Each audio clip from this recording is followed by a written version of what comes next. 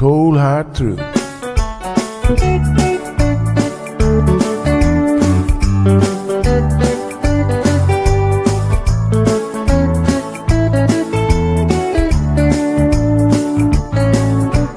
Everyone really want to know what's going on with her show. Just get on the air and you will know it's Sandra. The queen of the mile road is here, helping people from everywhere. Get on the phone and you will hear Sandra. Now she will tell you how it goes, but don't you ever step on her toes, 'cause you will hear the cold hard truth from Sandra. They say she's the hero in town, helping people from all around. You get a call, your money is found, it's Sandra.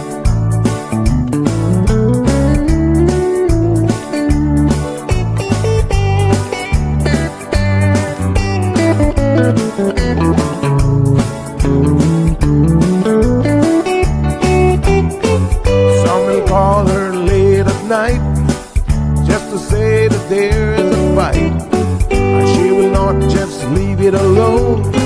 She'll get up and call on the phone, and when politics starts on her show, everyone really wants to know the way the things will really go with Sandra.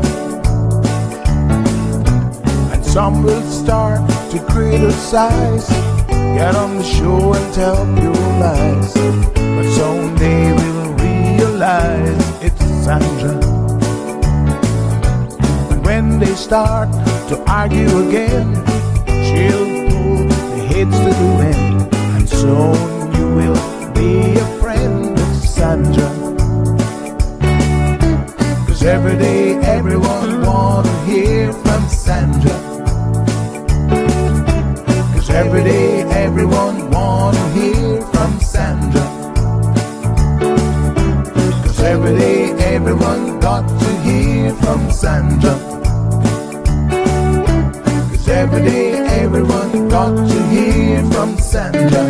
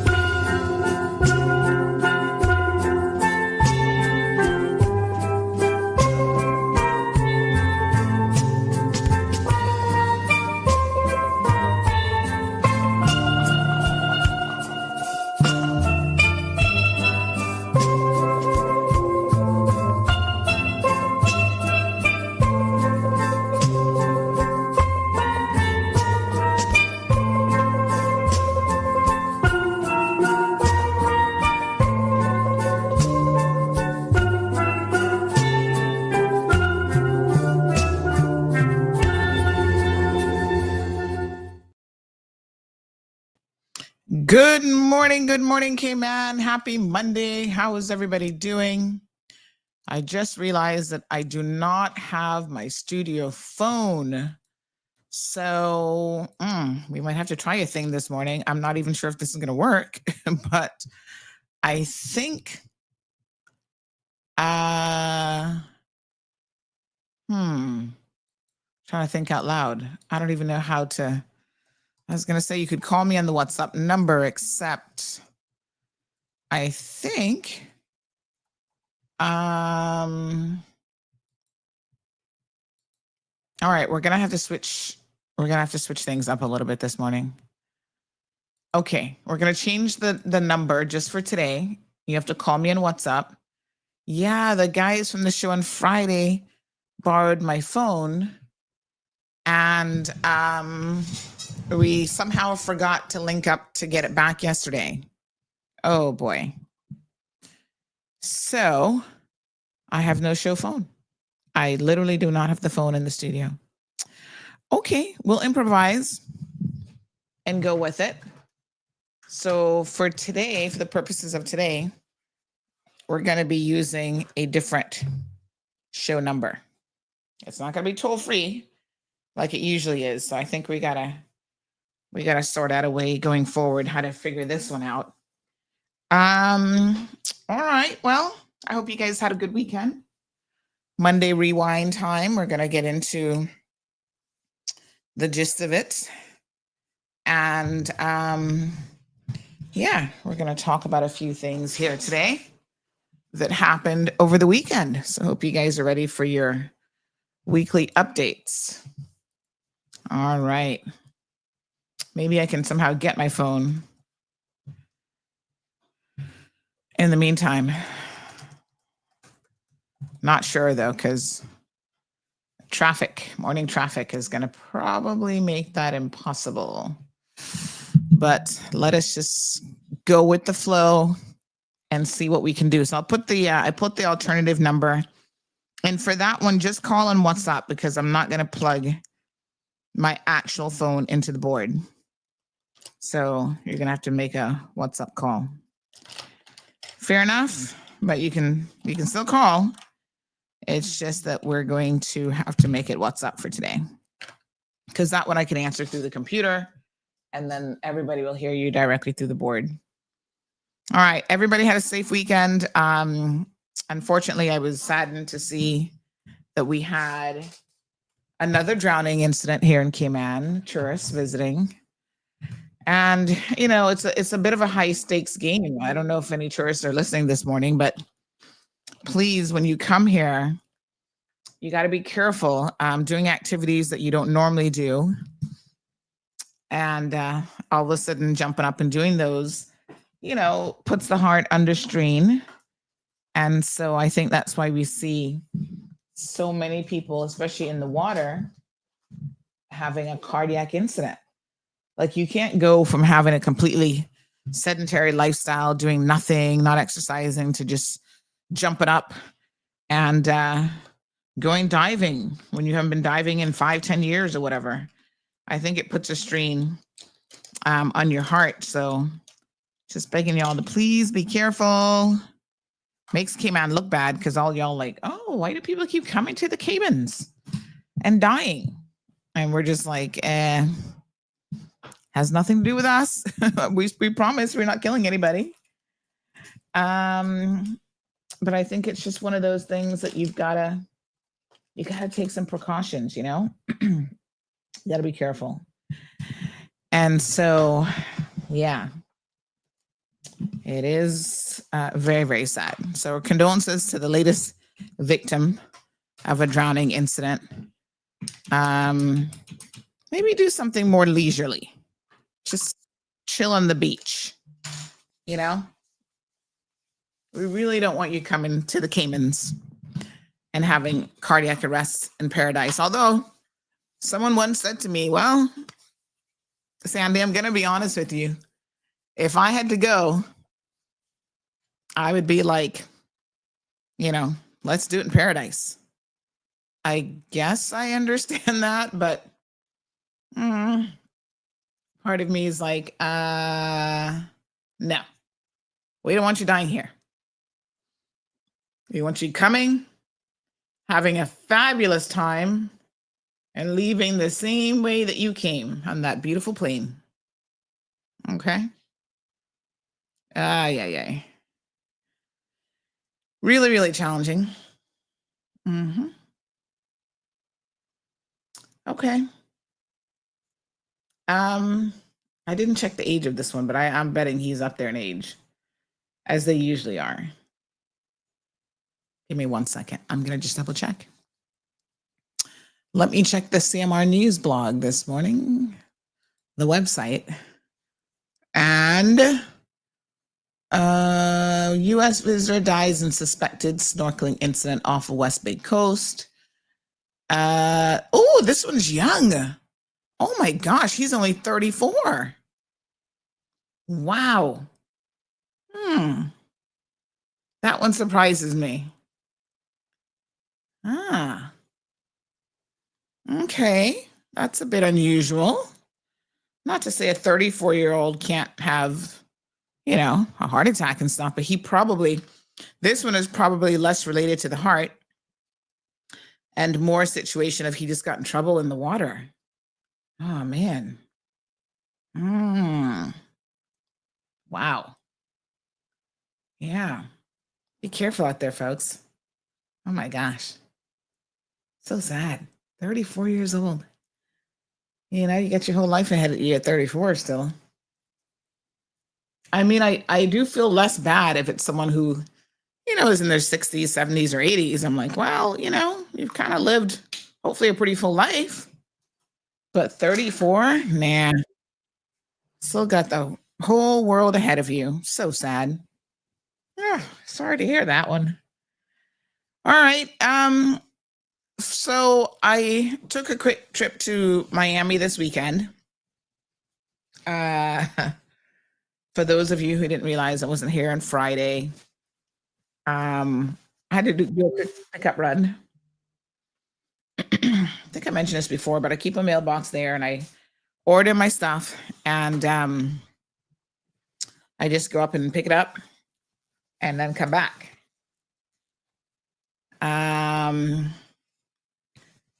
So 'tis the season. I'm not really Christmas shopping though, to be honest, because I'm going to tell you all the truth. This Christmas is going to be tight on a budget. Auntie has no money for Christmas this year. The Christmas budget is really non-existent. So I'm not really buying any presents. If you get anything from me this year, consider yourself lucky. Yep. Got stuff going on. Money's allocated elsewhere. And then, not for nothing, but my gosh, it seems like year end. We are really, really pushing the limit with, all of these bills and insurance is due and that's due. And it's a lot. So, of course, the stuff to go, first and foremost, is the discretionary shopping budget. So, yeah, I didn't come back loaded. Well, I say that and I chuckle. I had a lot of pieces. But that's because there were just big things in them. And for my project, I'll tell you guys about the project next year as we hopefully get a little bit closer to delivery on it. It's going to be a big, big reveal. So I don't want to say too much more about it. But in the meantime, yeah, that's where we're at. So lots going on. And, I think we have to all recognize that Christmas is not about the presents, but it is about your presence, being present in the moment with family and friends, as opposed to spending a pile of money on stuff. There's a balance there, right? So Gigi went with me and I was saying to myself, is, I said to her, you can pick out one or two things for Christmas because honestly, I'm not even going to be shopping. Uh-oh. Let me move that screen from behind me. Give me 1 second. I'm not even going to be shopping for Christmas stuff this year. And she's like, really? I said, yep. Let's go to the store and you can pick out. So she got herself a little bathrobe for kids, like one of the little bathrobe kits. She's into enjoying like luxury, like spa dates and stuff like that. I must say, she's completely taken after me in that regard. She's like, oh, can we just get a massage? Can I get my nails painted? She's such a girly girl. But we don't allow her to paint her nails. During school, during the breaks, she can, but she has to not go to school with any of that. But then she's like, oh, but nobody's going to see my toes. We say, that's not the point. The rules are the rules and the rules are rules and they're meant to be followed. Somebody said, one of the mandatory questions should be when you're renting, before you get scuba equipment, should be rented. You have to ask them, how often do they exercise? Well, unfortunately, they can tell you anything.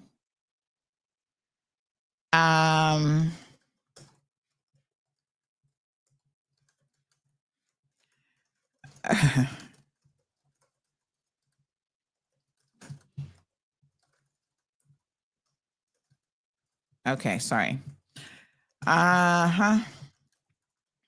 So he okay, thank you. Oh, that's so nice of you. So yeah, what was I saying? Oh gosh, you guys are distracting me. Totally forgot what I was saying. But yes, so children, they really, really pay attention to what you do. I mean, every single day I'm learning it so much more. You can say one thing and you can do something else, and they are like, well, why do you get to do this? And why don't I get? And it's just like, back in the day, your mom would slap you upside the head and say, do as I say and not as I do. But I can see where that logic is flawed because children are smart. They're watching your behavior. So, for example, I'm going to give you an example. And then I'm going to tell you something I saw on, I think it was Facebook, about children.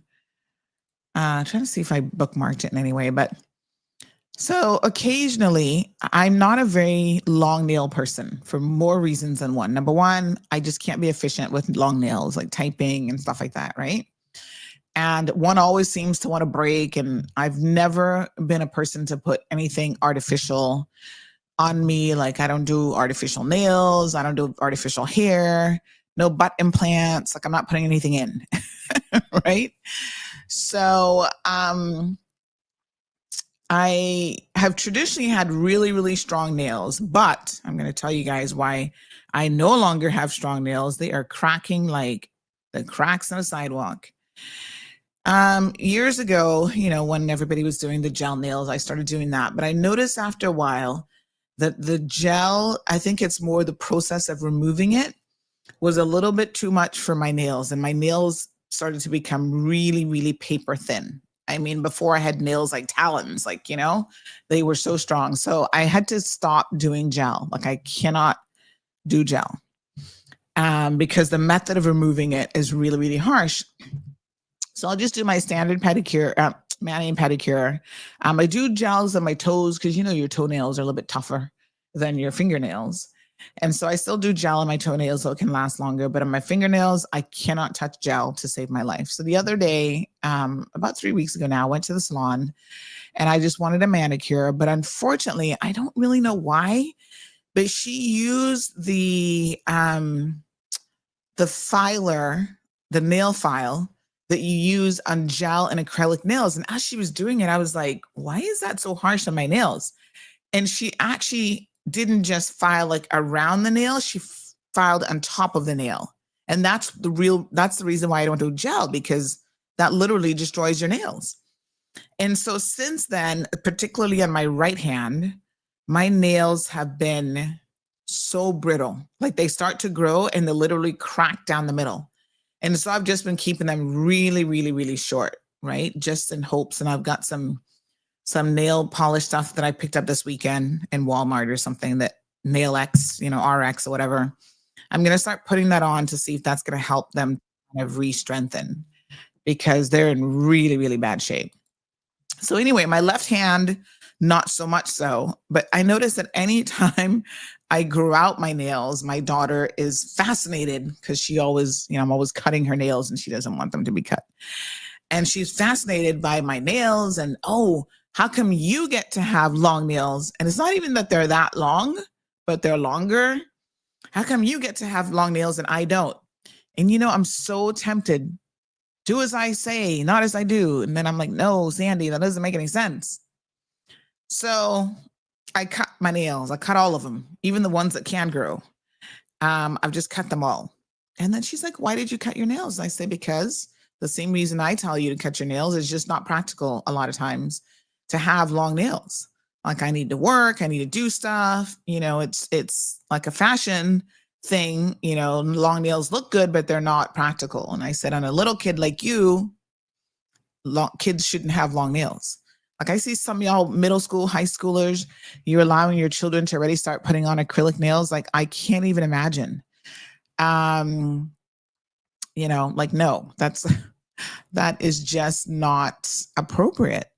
First of all, it damages your nails. Like, I don't know how some of you guys can actually put on tips for all 20, 30 years. And I'm like, what does your nail look like underneath? Anyway, so she was really fascinated by the fact that I cut all my nails. And I was like, and then you get a nail cut next as well. So when we go to the salon, I'm like, yes, please trim those nails for me. Someone just said that she's going to start asking. Someone says, hi, hun. Oh, I'm good. I thought they were saying that she's going to soon start asking about waxing. My waxer says that she's traveling, but I actually just took care of that in Miami. I mean, as ladies, we have to do certain things. And of course, when you have little girls, you do tell them about the things that you have to do to maintain yourself and so forth and so on. So even when I went to get waxed, she's like interested. And she says, does it hurt? And I said, yes, it does hurt. I did everything, eyebrows, lady parts, underarm, everything. And I said, of course it hurts, but it's one of the things that, sometimes ladies choose to do. If you've got extra hairy legs, you're going to be waxing that too. Thank God I don't have that problem anymore. I haven't had to shave my legs in years. It just doesn't grow anymore, which is perfect. I'm like, this is great. Anyway, so yeah, kids watch every single thing that you do. So I was looking at something this weekend that talked about how a toddler, and I can't remember, I think it's a toddler, but kids anyway, only have something like 25% of their brain developed. And so when you say to your kids, like, do something and they don't remember, like little toddlers, it's not that they're trying to, go against your will, or they're trying to be naughty or whatever. It's like they literally only have 25% of their brain developed. Like, what do you expect? So, yeah.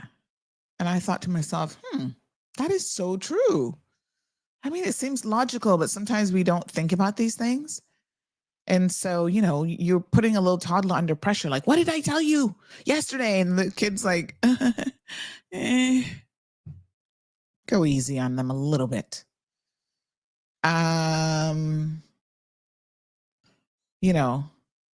Ultimately, they'll eventually get there. That's why you've got to be so consistent and stuff as well. Constantly, remind them of stuff that they have to do.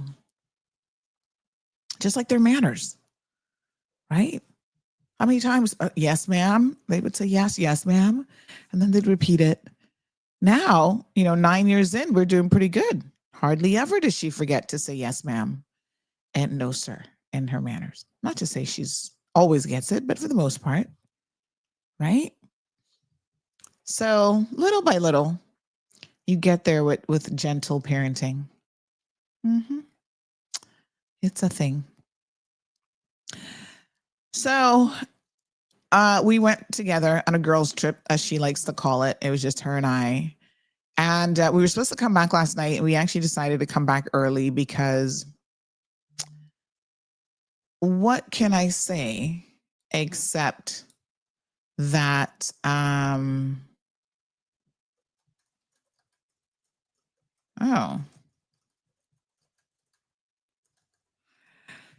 except that at the end of the day, it's great to spend one-on-one time. And I think both parents should spend like different one-on-one time with their children, right? So her and I, we'll travel together. She's like, a girls' trip. So she was saying to me, Mom, why don't we go to New York again? Because she liked the cold weather and she enjoyed seeing a little bit of snow. It didn't really snow much the last time we were there. It was more like snow flurries, but we were doing all the touristy stuff like what's a big tall building called? It oh gosh. Oh, what's that one building called? Anyway, it'll come to me. But it was so cold on like one side of the building because of the way that the wind was moving.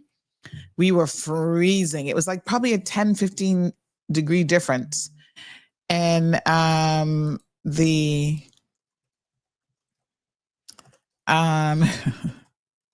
Empire, thank you, Ellie. Yes, the Empire State Building. So when you go on one side of the building, because how the wind was whipping around, it was like, oh my God, you couldn't stay there for long. Like your face was getting icicles on it. But we had a really good time. I'm not a huge fan of New York, generally speaking. I find it to be a dirty little city. Like the trash, and thank God I didn't really see any rats or anything, but stuff like that would totally freak me out. Like, I don't think I could actually live in New York, but for a visit, it was fun. It was fun to go walking and seeing all of the sites, the touristy things to do. And I want to do some shows though. So I didn't get to do like a whole lot of shows or anything the time that we were there. So there's still a lot more to see. And then Marlon has cousins that live outside the city in a small little town that is like smaller than Cayman in terms of what do you call it? The size, like their police force was like 5 officers. I was like, oh, wow. Okay. And it's right outside of a military base. But even that was such an interesting experience to see how small town America right outside of New York is still living. She was complaining, Marlon's cousin was like, oh, we don't have decent internet in our homes because we've got a lawyer who is like a conspiracy theorist. So she's like, oh, 5G is going to kill everybody. No internet. And so she constantly sues the town and sues like the town government and stuff. And it's just wild. It really, really is wild.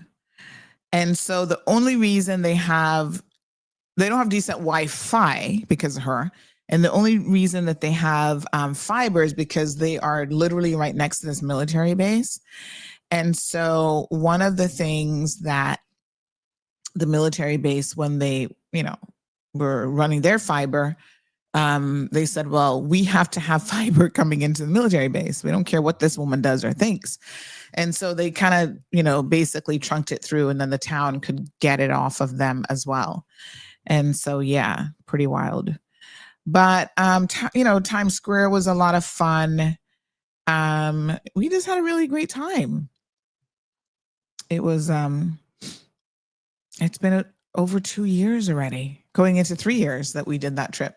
So I'm sure as she gets older, so when she was asking about New York yesterday, I thought, And then of course, Marlon, because of work, he can't travel like around the holidays. Like he has blockout dates close to the holidays.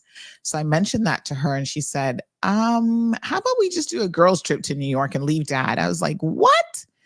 Leave dad when we go to New York? Are you kidding? I mean, leaving dad for Miami is one thing, but New York is like, wow, we could do it. But I'm just like, but there's a really cool place outside of Jersey, or in Jersey, I should say, that we found last time. And I want to go back there because it was it was just really a lot of fun. And they have this mall called, I don't know, but in the mall, they've got so much fun stuff. There's like a Ferris wheel right there. And it's kind of like geared towards children, like a family vacation and stuff. So I'm thinking when we go back, we might do more Jersey than New York, but we'll see.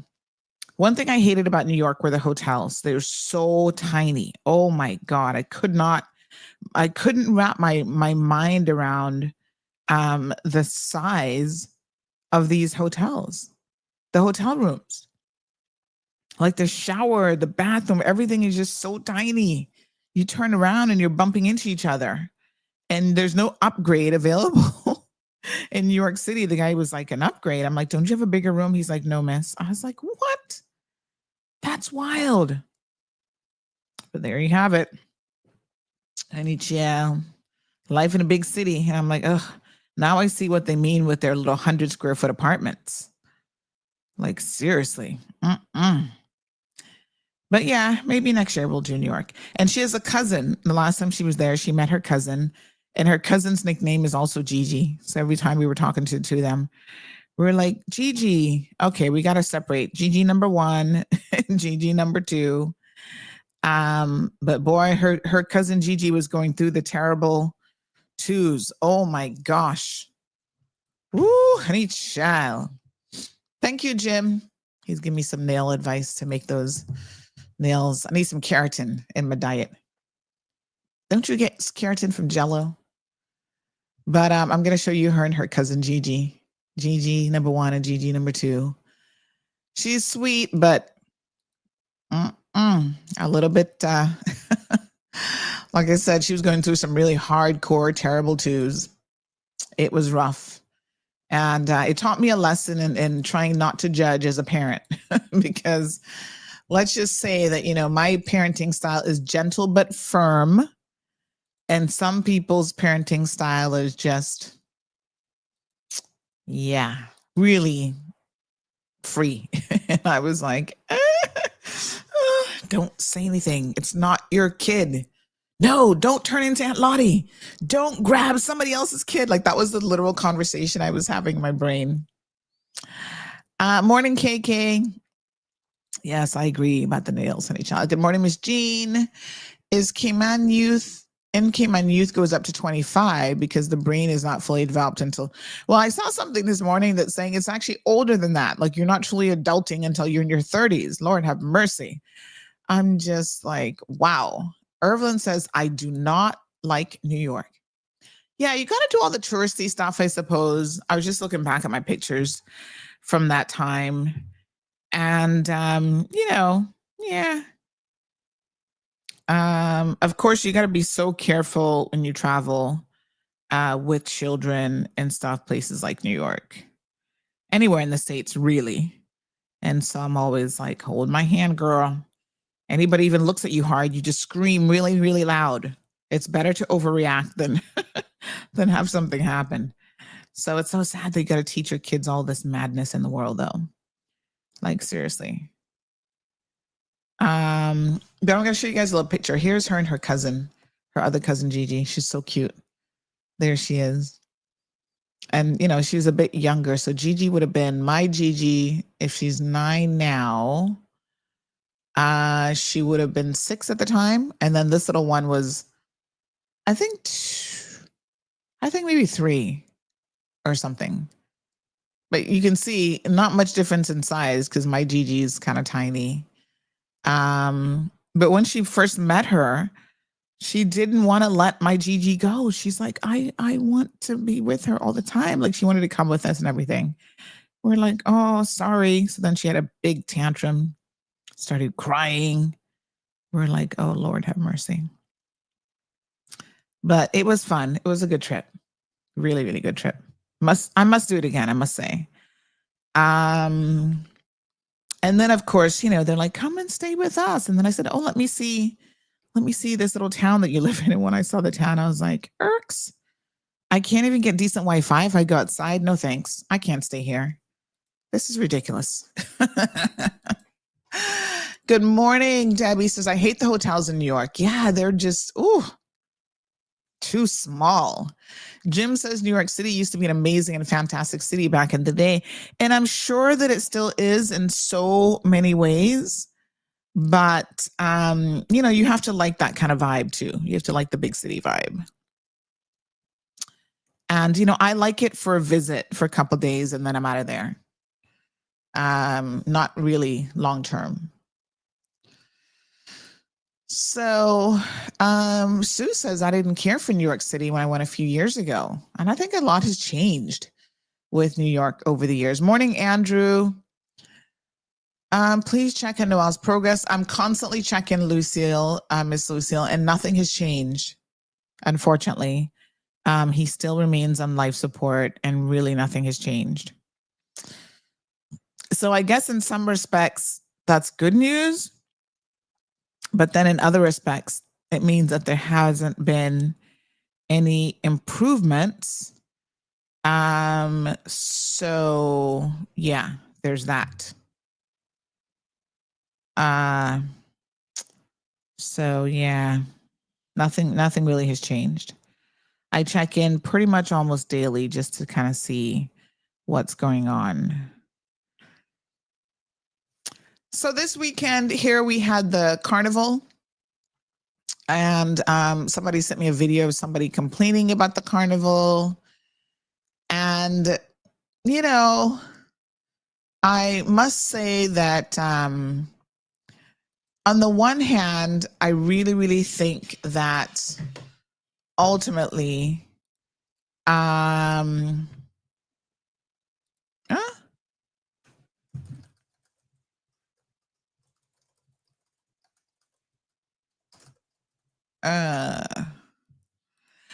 ultimately, I feel like when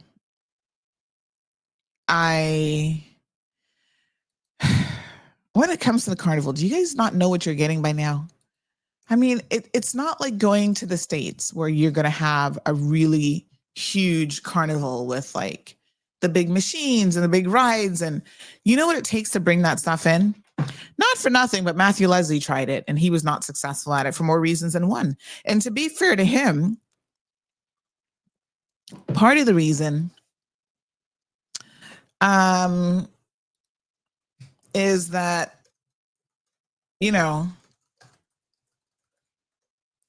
it's really difficult to bring in the level of equipment that is necessary to put on a carnival like that. The equipment is heavy, it's expensive, it takes a lot of money. I don't know exactly what you guys expect. I mean, for them to even have a little bit of acrobats here and, that type of performance is a lot of what you would expect if you were sensible, I think. I don't know. Like somebody's complaining about, oh, my daughter, didn't like this and that, and the money that we spent, it was like $10 to get on a jumping castle or something. And I was just like, okay, for the sake of complaining, I guess. All right. I'm going to show you guys some pictures here because they did send us some pictures. Obviously, I wasn't here. So they had audience participation. I think they had over 3,500 people for the weekend attend the event. It's like a little entertainment show. They had people juggling, people doing little bike stunts and stuff. The acrobats with the little rope, their act was going on. And so I kind of think to myself, it was at the Lion Center. So at least people could sit down and have comfortable seating. I don't really know. I think the expectations of what people expect is somehow different. Like you can't expect a show that you would get in New York or even Florida. Like last year we went to the Christmas event, and it was a massive event that we went to, and it was really, really, here's some pictures, right? So this is the kind of thing that you're going to see. It's for children, and maybe children of a particular age have outgrown this level of a carnival. And you got to think about, what have my kids seen? What have they already outgrown? And, temper their expectations. What are they going to get when they go there? So the person who sent me the video, I thought to myself, maybe this child is too old for this kind of a carnival. I don't know. So I kind of went, And you guys know with these events, yes, when you go there, you pay for everything. But that's like standard. I'm going to be honest with you. You don't get a good deal when you go to any of these carnivals, right? You go there for the experience, and you're going to pay a premium price for the experience. And that's just what it is. Here's another one where they do like the bike tricks and stuff like that. I love to watch the bike tricks. Back in the day, honey child, I had me a little BMX bike. I remember it like it was yesterday. It was blue and really, really nice. And I used to like circle around a million times the block, because that's the only place I could go. I couldn't go very far. But it was really a lot of fun. And so, here it is. You get your little BMX bike tricks, and that's it. You got to temper your expectations, because when your expectations are out of line, that's when you get disappointed. I'm going to talk about disappointment here this morning, honey child, because we got to talk about some of these restaurants and local companies who just don't care to do any better. So when your kids go, maybe you need to have a conversation with them about what it is that they are going to see a little bit and what they can expect. Listen, do you know if you go to the States and you're going to spend a lot of money on some of these similar type events? Obviously, in the States, they have, like we did the Cirque du Soleil one couple years ago. And I must tell you that, was that last year? It was very, very expensive. So I do think it's interesting how you guys complain about the state of things in Cayman, right? But then you go to the US, you go to, yes, you're going to Orlando. You pay mega bucks for these events in Orlando. And I don't hear too many complaints about it. But yet, here, what were the tickets? I don't even know. They gave away a lot of tickets. I actually reached out to the organizers, Kenny Rankin and his group. And, I'm just like, I just feel like your expectations are not properly aligned. And then that's part of the problem. And so that is why you get on social media and you got to put up a video and you got to complain about, oh my God, this was just not it. And I know y'all love to get a little social media clout as well. But let me tell you something, for a 3-day event, having 3,500 people go through there, that's not nothing to sneeze at. That's not too bad. As far as I'm concerned, those are pretty decent numbers. Now, the other thing of interest is that they gave away a lot of tickets.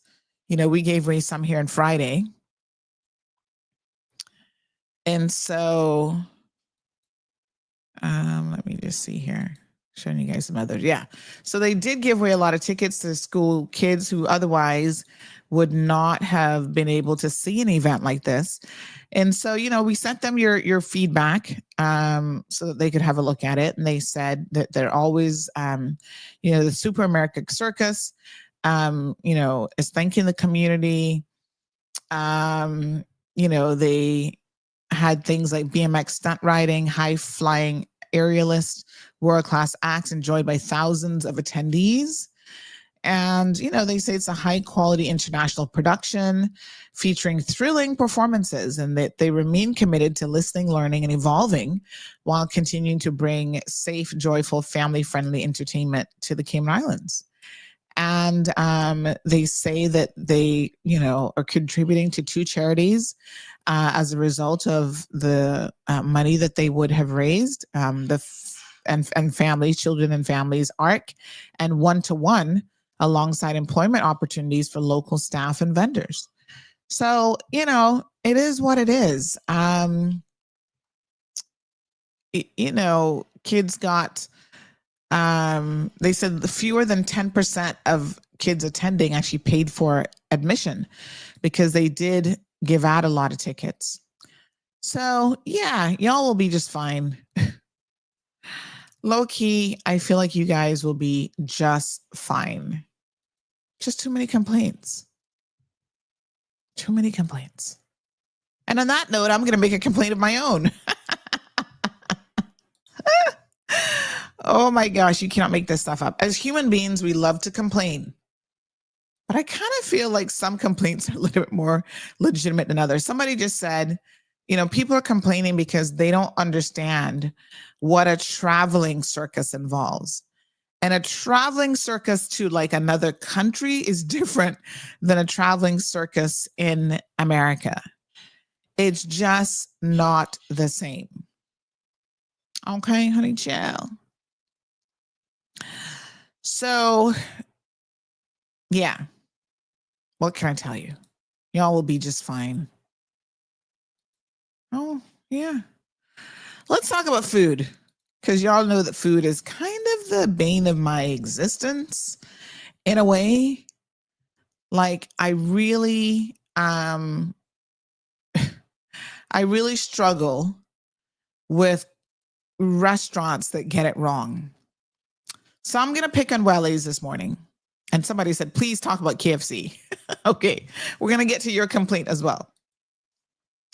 You know, Wellies has become part of the Cayman culture in the sense of like restaurants. I don't know how long Wellies has been around, but it's been around a really, really long time. Oops, my apologies. They spend, they've been in the community. Everybody, when you want a little local dish, you know that pretty much their food is consistent. You can go there, get your little, you know, get your oxtail or curry goat or whatever. But I am frustrated by businesses who do not answer their phone. Maybe this is just me. You guys have to tell me. But if you have a phone, you should answer said phone when you're a business. If you don't want to take phone orders, then don't have a phone.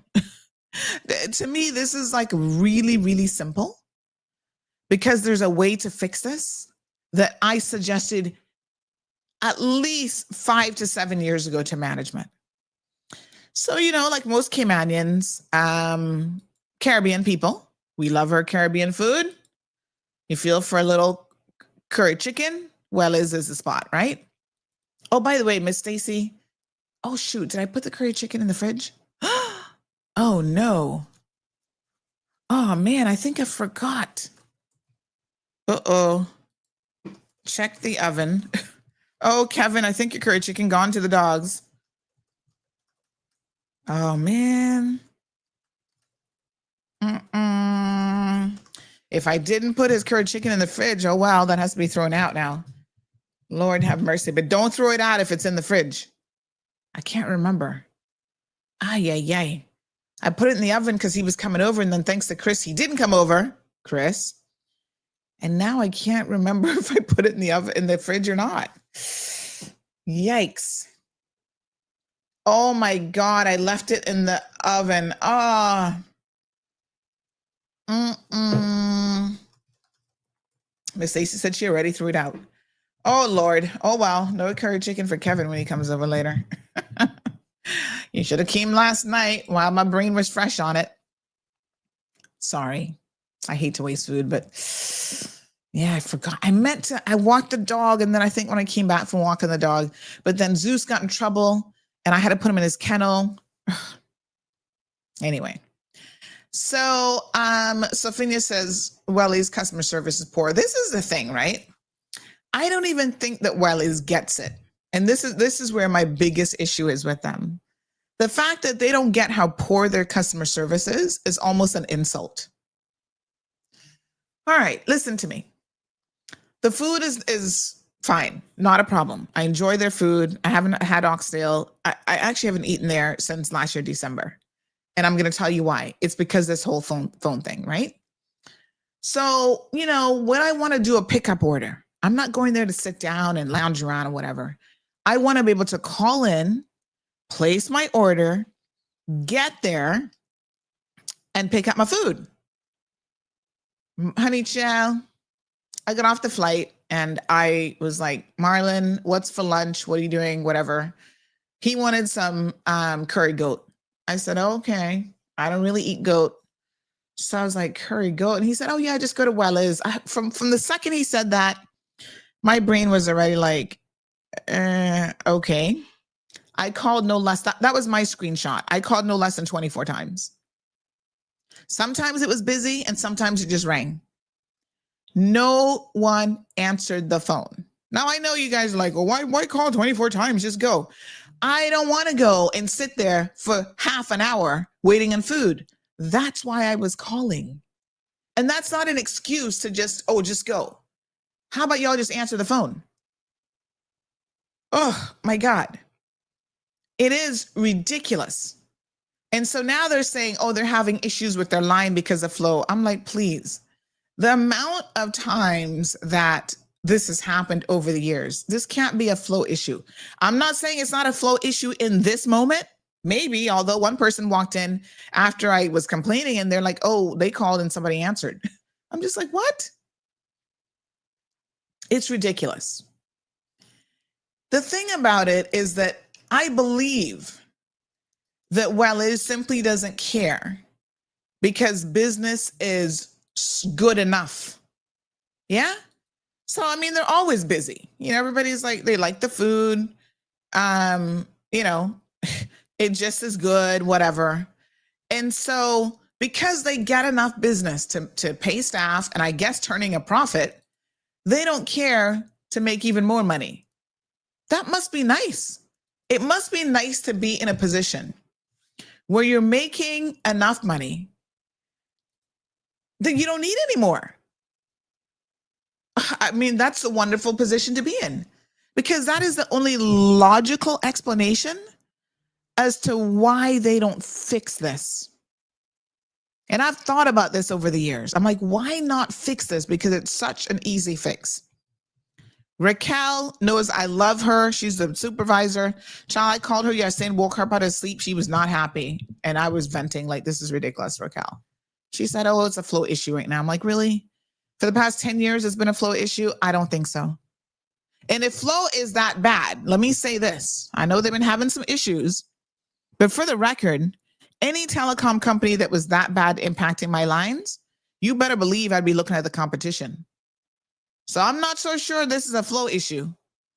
I don't know if I'm going to blame flow here, but if it was, flow had better fix my lines or else we got options.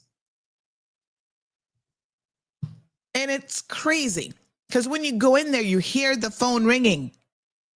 So what's the issue? How is this a flow issue if when I walk in there, I constantly hear the phone ringing?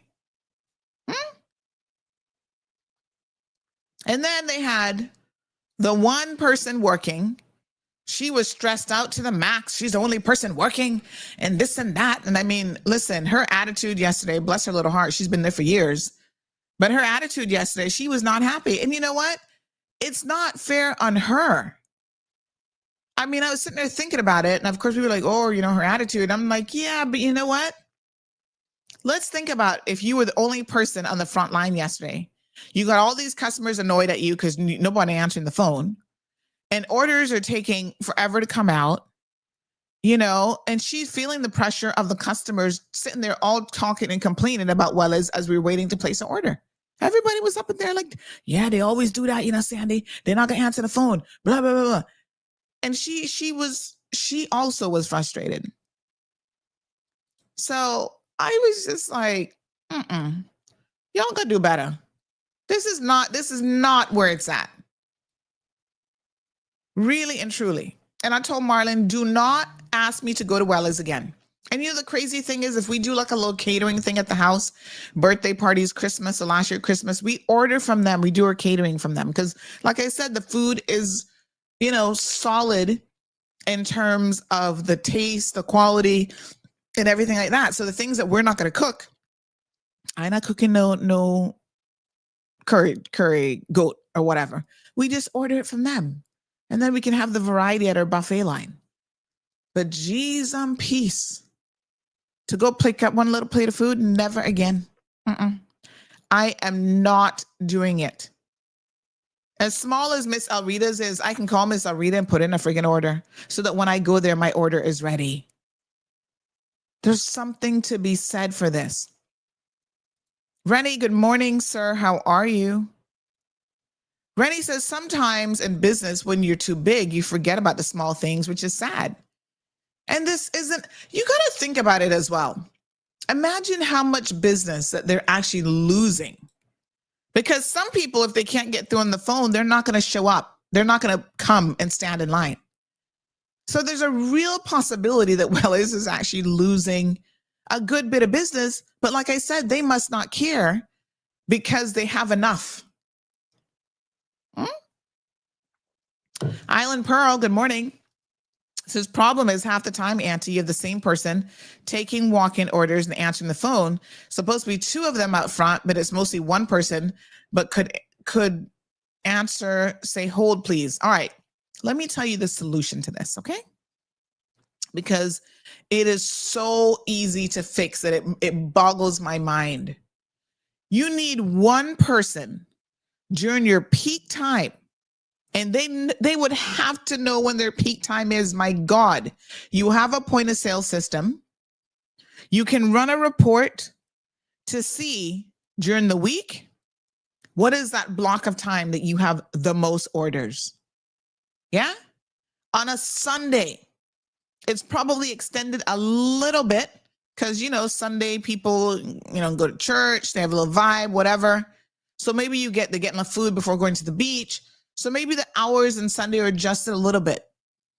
I am willing to bet the peak time is no more than 3 to 4 hours for lunch. You have a dedicated person who all they do is answer the phone for 3 to 4 hours and put in those kitchen orders. That's why you have them sitting in front of a POS. They now have handheld devices like iPads and sometimes even smaller now when you go into restaurants, right? They walk up to the counter and you can, the table. And as you're sitting there, they're putting in your order to the kitchen so they can start your food right away. I don't know why Cayman has to, pretend like we're living in the 1800s still. The technology has advanced for restaurants. And honestly, if you want to be in a particular business, you have got to invest in some degree of upgrades, of technological upgrades, right? Now I'm going to show you by comparison. There's another local restaurant here who I think their chef used to work for Wells, actually left Wells, and they open up, that's Chill Spot here in Savannah. By and large, Chill Spot is really, really busy. Obviously not as busy as Wells, I would say, right? Because Wells is centrally located in town, but they're still very busy up this way. And they do a far better job of answering the phone. I must tell you, I hardly ever call Chill Spot and not get an answer. The first call, I don't have to call them more than once. You know why? Because they have multiple people in the registers. They all have a portable pack with the headset and the phone thing attached to them where they can just press the button. Yes, it requires a degree of multitasking. And I'm not saying everybody's cut out for that job, but they press the little button and then they say, you know, good afternoon, welcome to Chill Spot. How can I take your order? You say, what's on the menu today? They rattle off the menu real quick and then they're able to put in your order. But they're also helping the customers there, right? It's a very small area that they have to work. So I think they do a far more effective job because they're using technology. They have the little wireless headsets that they can answer the phone and they have their people multitasking. Now, I'm not suggesting multitasking because I think that's where you get errors happening and you get things wrong. But imagine if you had 3 hours, 4 hours of just answer the phone, how much better you could do as a business. Who owns Wells? Are they even listening? Are they paying attention? Because years ago I ran into somebody said Chill Spot must have your number saved because I called them 30 times and no answer. No. No, man, that I don't really go there that often anymore, to be honest. My new favorite spot is Fresca. Boy, I be eating a Fresca every other day. Ooh, honey chill. And they answers the phone. I can even WhatsApp and put in an order. That made me laugh though. But no, I mean, listen, I'm gonna send that to Colin because that's Colin and his brothers. Listen, if you've had that experience, you've had that experience. And they all need to do better if you ask me. You know, it's not rocket science. And when you frustrate people, you can't even enjoy your meal after you frustrated people. I probably would have ordered some more food if I wasn't so frustrated by the time I got there yesterday. Do better. Wells, please sort yourself out. Have a dedicated person there answering the phone during peak hours, putting in the orders, right? How hard can it be? It's not that hard. You can resolve this. But you're not gonna see me back. And I told Marlon, I said, don't be asking me for no more no more curry goat from Wells. You're gonna have to get it from somewhere else. Oh, hell no. Even Herman. Sometimes Herman, that's up East End way. You know, he'll have a little curry goat and stuff like that. Herman, people answer the phone. Come on. Oh, I just sent your complaint to this is someone else. This is not me. Okay, so someone giving me another number that you can call for Chill Spot. I'll give it to you, honey chill. But you know, people say, oh, call Raquel. Well, I called Raquel yesterday. Like I said, Raquel, it's not fair to Raquel. She has a day off or she's not there. Although she's a supervisor, you shouldn't have to call Raquel to put in an order. You know what I'm saying?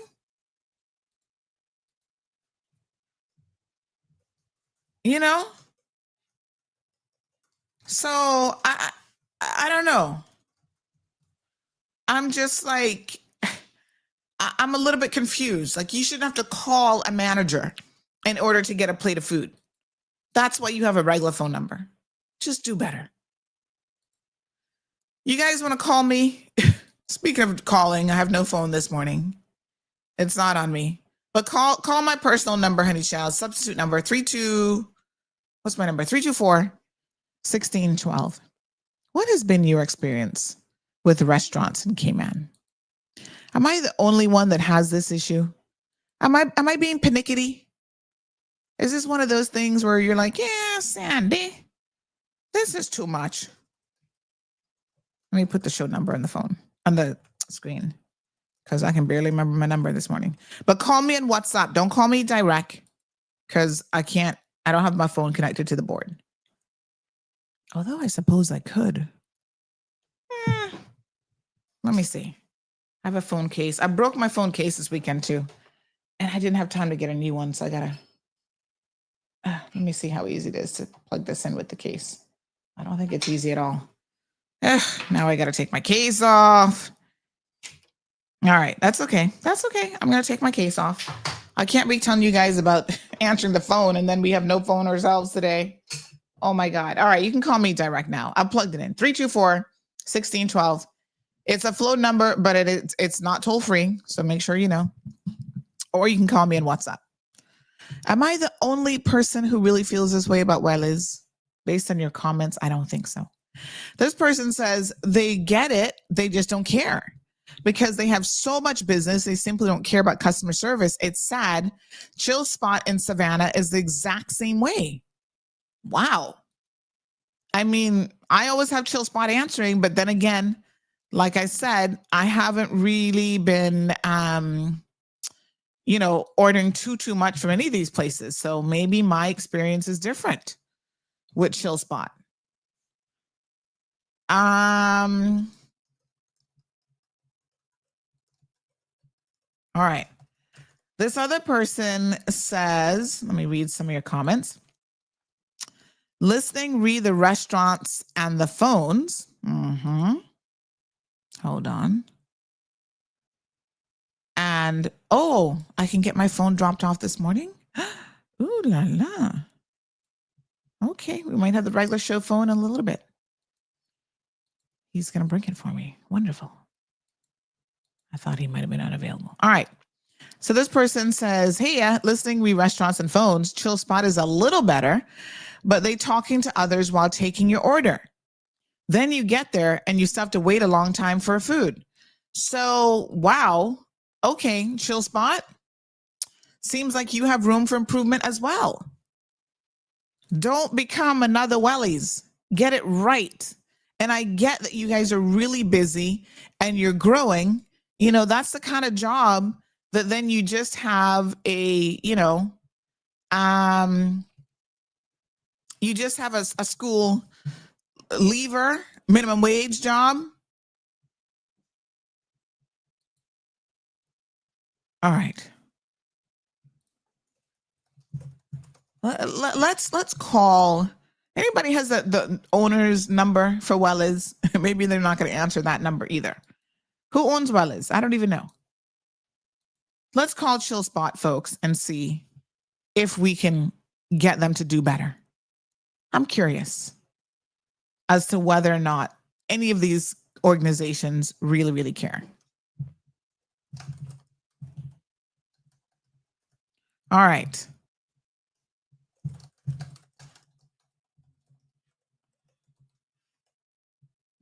I suppose companies just get too big and they can't manage the growth. And so if you can't manage it, it's not a good look. Okay. Let me see.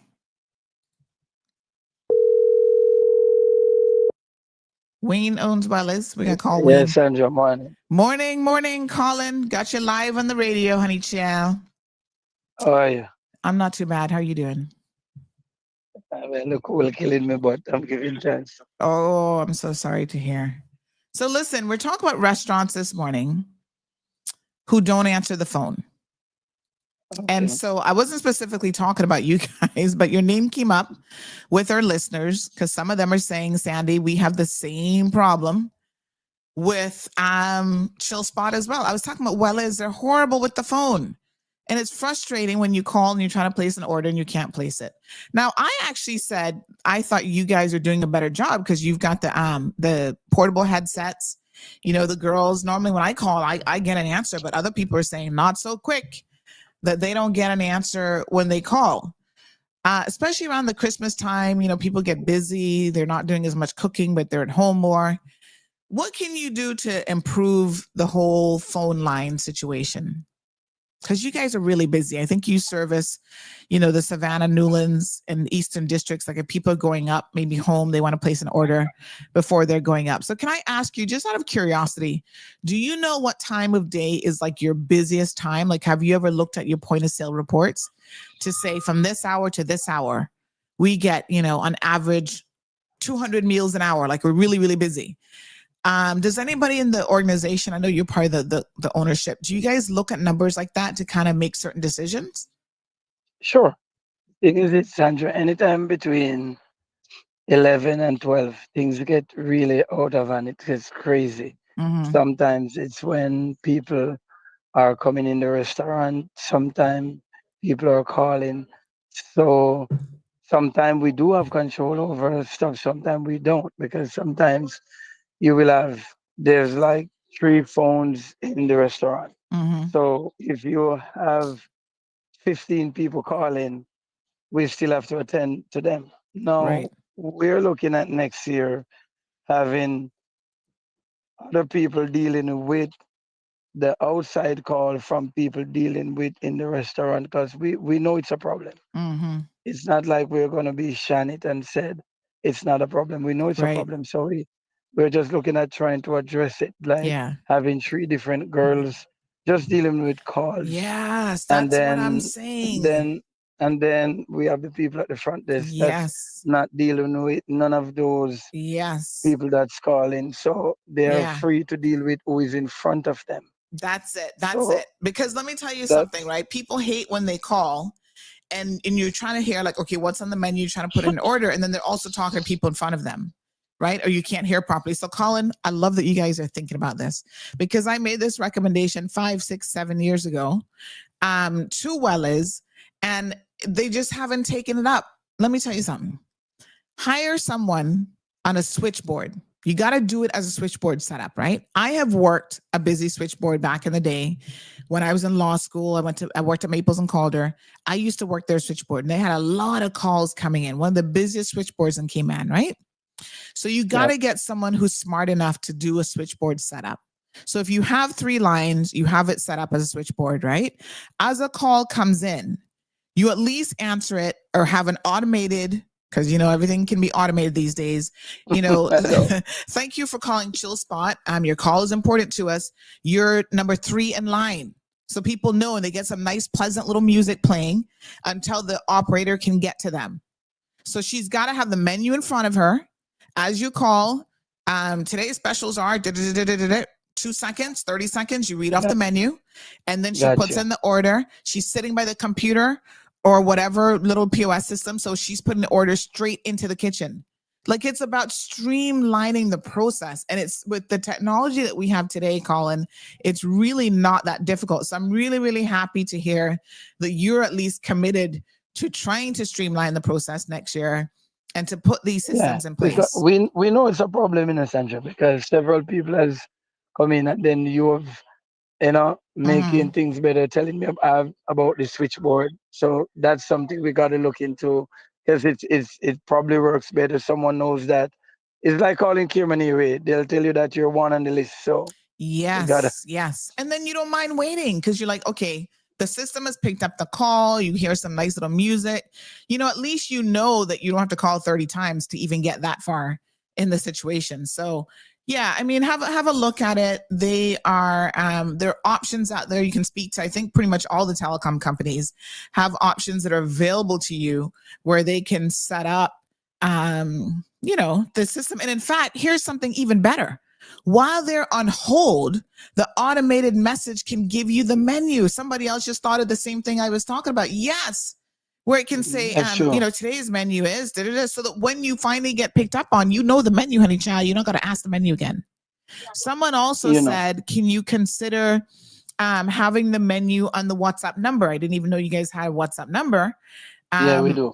oh, okay. So they said recommend WhatsApp orders. And then another person says to have the menu. You know how you can automate messages on WhatsApp, right?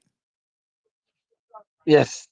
So there's a actual, when you have WhatsApp business, when someone messages you, you can auto reply and whatever. And so you can auto reply with the menu for the day. And Gotcha. just have one person focused on getting those orders in. Now that means you guys are going to be super busy. You might have to order 1 or 2 more chefs to keep the kitchen going, but we're supporting you. The food is good. People enjoy the food. And so just a couple little things need to be To fixed. tweak and get it things going. But Yeah. I appreciate you calling me, Sandra. And there's a lot of we all can learn. Yeah. Because now I got to look into these automative things because I was thinking about having someone different answering the phone. But as they said, we could have the menu on the WhatsApp line. We could have the automative Yep. telling someone what the menu is. So in they can choose. Because sometimes people call and when they hear the menu, they pause. They're like, okay, and they're trying to make up their mind what Yeah. they want to order. Exactly. Exactly. So But what yeah, I you're mean, saying to me you make a have lot of to. sense. Yeah, but you still have to have a dedicated receptionist, if you will, who is dedicated to those phone lines at least during the peak hours. Because I get it, during the day that kind of dies down, but during the peak hours, you need to have someone who's doing that and someone who's really quick on the pickup for sure. And yeah, I know what they're doing. Yeah. One comment here from Anthony. He says Chill Spot needs to do better with the food presentation and stop put all this rice in people food. They need to portion the food properly. So he's complaining that you guys put a little bit too much rice and it would be nice to have like proper portions. So, speak to the people in the kitchen who are serving out the food about that as well, because people don't want just rice. If they're paying for meat, they want rice and the meat and the sides and whatever. So maybe just I have a little got you. conversation with them about that. But good luck to you, Colin. I appreciate you taking the call and the Sure. constructive feedback this morning. We want you guys to be successful as local business owners. Like I said, people support you because the food is good. And so, yeah, keep it up. Thanks, guys, and tell everyone thanks for their comments because we have to look into that. Yeah. Thanks, Sandra. All right. We really, Have a really good day. appreciate it. All right, my dear. Thanks too. Bye-bye. Bye. Okay, so they answered the phone. Really good feedback from Colin, and I think that they will hopefully make some improvements. So somebody said, "Yep, Chill Spot is poor too. They put you on hold and take forever to get back to you. You go there, and when placing your order, they answer the phone, then get back to you." So yeah, to avoid that, because customers don't like that. Now I get that, yeah, like, look, it's a little mom and pop shop. This is how we do it, but perhaps your clientele is becoming a bit more discerning. Yeah. So step it up. Sounds like Chill Spot is willing. If you guys don't know how some of these things work, there are systems in place. Like, you can do better. Now, to be fair, I'm not picking on just the small little shops here in Cayman. The other day, I told you guys I went to Miami this weekend. I was in what day was this? This was Saturday. No, Friday night. Saturday night. No, Friday night. Yeah. I felt for some Outback Steakhouse, but it was kind of late after 7:00. And I was like, I don't want to take Gigi out, Poor her. She's like, oh, I just want to stay in the room. So I said, okay, I'm going to order my Outback Steakhouse. Not Outback. My apologies. We went to Outback for lunch. And then for dinner, I was going to do Cheesecake Factory. So the hotel's like literally right across the street. I was like, okay. I went online and I was going to do the DoorDash thing. Forget about it. They won't accept a PayPal account linked to a non-US card. They wouldn't accept my non-US card. So I was like, okay, obviously I can't use DoorDash. Their security was too ridiculous. So I called, put in my order, no problem, ready in about 15 minutes. I said, okay, great. When I got there, it was ready. And I specifically said to the guy, do I have utensils and stuff in there? He's like, oh yeah, I should have known better, because it's not the first time that this has happened at Cheesecake Factory. I should have looked. I was about to say, let me just double check. But you're like, okay, I don't want to look like I'm second guessing the guy. I'm like, okay, he said my utensils are in there. He's like, yeah, I've got your fork, knife, and let me just get your drink. Guess what? I get back to the hotel, no fork, no knife, no nothing. No napkins, nothing. I was like, should I even bother to call them back? And I just let it go because I'm like, this is just so ridiculous. But it has happened with them before. So you better believe the next time I go to Miami, I am going to purposely order a to-go order from Cheesecake. I'm going to go pick it up and I'm going to say, do I have utensils in there eating? Yes. And then I'm going to open it up. And when I discover, as I bet I will, that there's no utensils in there, I'm going to call for the manager and say, sir, Do you know how many times this has happened to me? Y'all are starting to get on my nerves now. And I love me a Cheesecake Factory. Like they have the beet salad, beet and avocado salad that I love. I mean, their food is good. A lot of these places, it's not about the food, it's about the service. So the following day and Saturday, we went to Dolphin Mall to walk around a little bit. And we were like, because Gigi didn't get any of the cheesecake the night before. She's like, oh, I want to go to Cheesecake. She likes these little corn dogs that they have. So I was like, okay. I said, do you know they have breakfast at Cheesecake? She's like, really? We've never even had breakfast there. But I was like, all right. On weekends, they do like a breakfast brunch menu. So we go there and I noticed that one of the side plates, as I picked up my knife and fork that was rolled up in the napkin, the side plate was dirty. Oh, you know how that turns you off? And I call the waiter and I'm like, sir, he's like, oh my gosh, I'm so sorry. Let me fix this for you. When you eat out, these are the chances that you take, my darling. What a mess. That's why I prefer for just Miss Stacy to cook.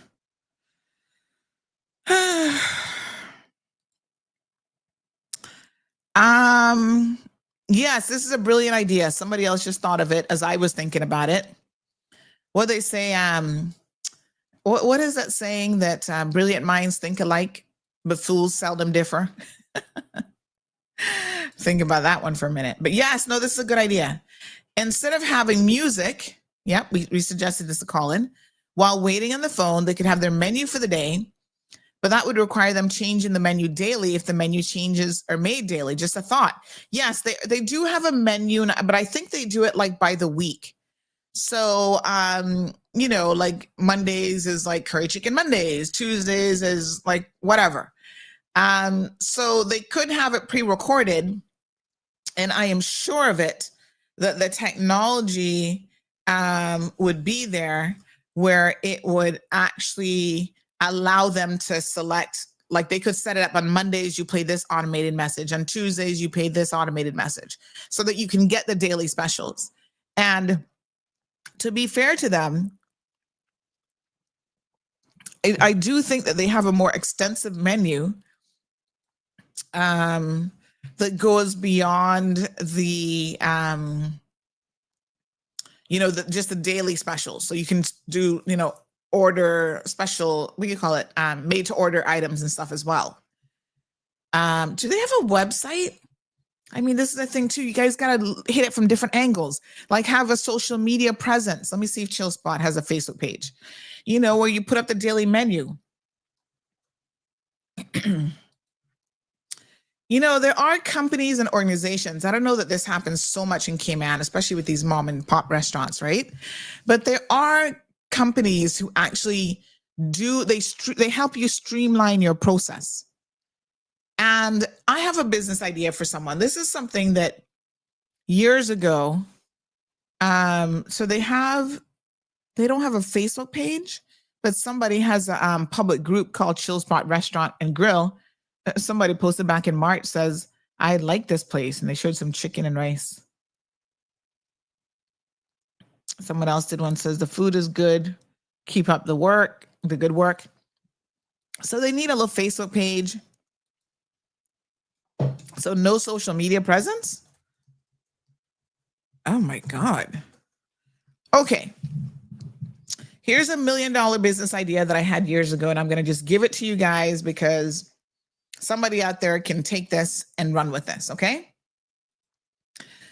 A lot of small businesses struggle with, because what we're talking about here is small businesses knowing how to streamline their operations and how to get certain things right. And a lot of small businesses struggle with this, whether you're like the little construction man, that, you know what, your core is like, you know how to go and do the fit out for a business, but you don't know anything about social media. You don't know anything about accounting. You don't know how to send out proper invoices, none of this stuff. And so a lot of people are not willing or able to learn all the elements of like running a business. That's why you hire staff. But then it becomes really, really challenging putting in work permits and doing all this stuff to hire staff.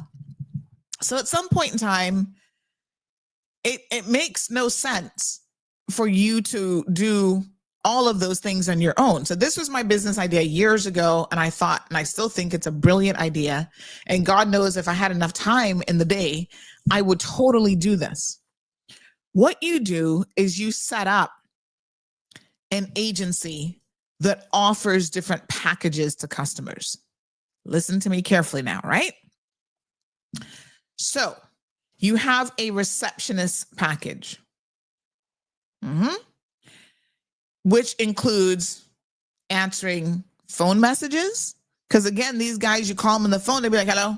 And you're like, is this ABC construction or whatever? Oh, yeah. Like they don't even realize that you're a customer. You got to be professional because you don't know who's calling anymore. That's a potential customer. So you answer the phone. Good morning, ABC Construction Company. How can I help you? You have a professional voice. Okay. You'd like to have someone come out? They have your scheduling. So they can book appointments for you. That's part of the receptionist package. So they book appointments where you can go out on a job and you can view it, right? To see what you're going to cost to that and whatever. They can take messages. You have a proper email address.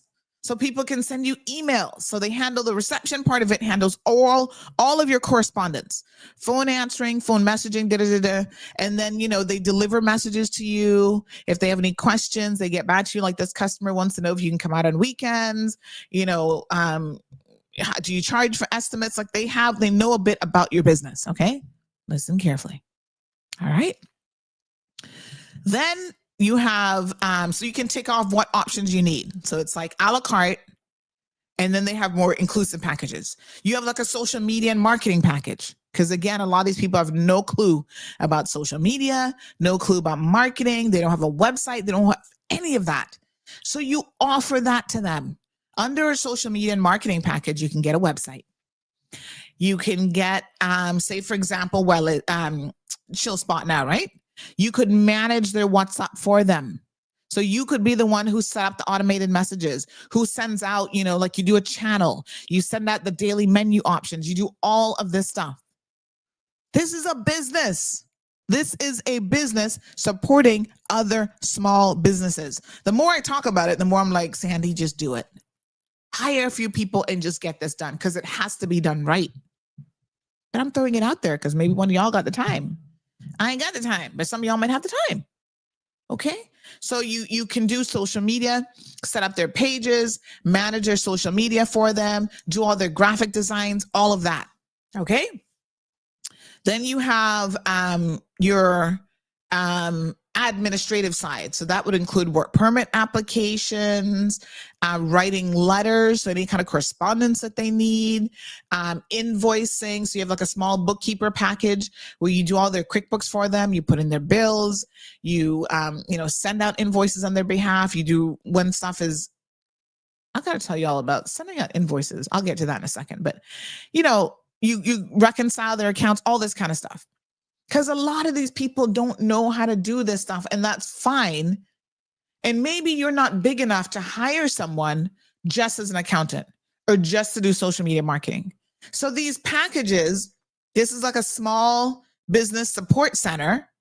These packages allow you at an affordable price to get all of these different services, right? Under one core umbrella, like one core company.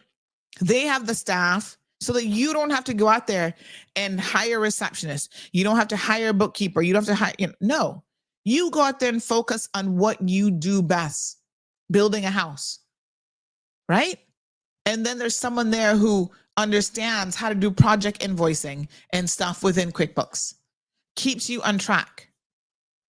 I feel like a lot of small businesses could really benefit from this type of service, but it is resource intensive in the sense that the company that's offering that needs to know the laws like around WRC, immigration, all this kind of stuff. And they have to have staff that are really, really efficient at what they do. But it can work. What do y'all think? I had a whole business plan around this the other day. And,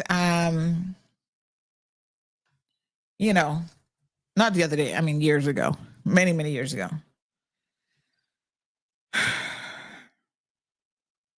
Just a thought. Giving it to you for free. Somebody can run with the idea. Mm-hmm. You see, ideas are a dime a dozen, you know.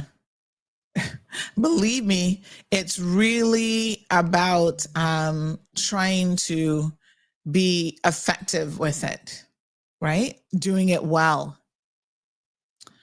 All right. Plain and Straight says, I've also haven't eaten from Welle's for several years because of them not answering their phones so that I can put in an order. So it's not just me. I'm glad to see, because I was thinking yesterday, let me just be fair. Am I the only person who's bothered by this?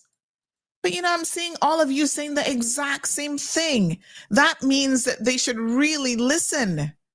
And the fact that I've been saying it for years and they've not taken it on board is really, really something else. Gabby says they usually have the menu posted on the WhatsApp display picture. I didn't even know that Chillspot had WhatsApp because, like I said, I'm not really eating out that much these days. And when I do, it's like one or two places. I think they do a pretty good job, though. I always get through, or I'll call Colin.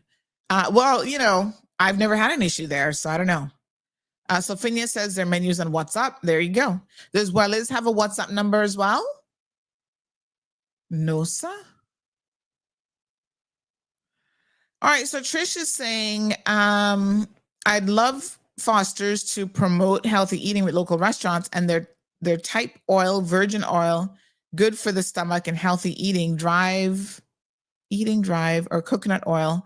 Wrong oils contribute a lot to health. Well, I mean, I don't know that that's Foster's job, but most of these restaurants are going to cook as cheaply as they can, which will mean a lot of the seed oils. And Trisha is right. Seed oils, and this is why they tell you, any nutritionist tells you when you're trying to lose weight and get healthy, what you do is you don't eat out, because you don't know how they're preparing the food. You don't know what ingredients they're using. But most restaurants, it's not a healthy choice to eat out at all, because, they're going to use the cheapest oils and everything else just to be able to, be able to, you can afford the dish and not complain about the pricing, because the pricing is the next thing that you guys have been messaging me and complaining about. Oh, Sandy, them prices on food gone up. I said, well, what do you expect? Do you not see the average price to feed a family is the highest it's ever been in the United States of America? So yes, the food has gone up. The pricing of groceries have gone up.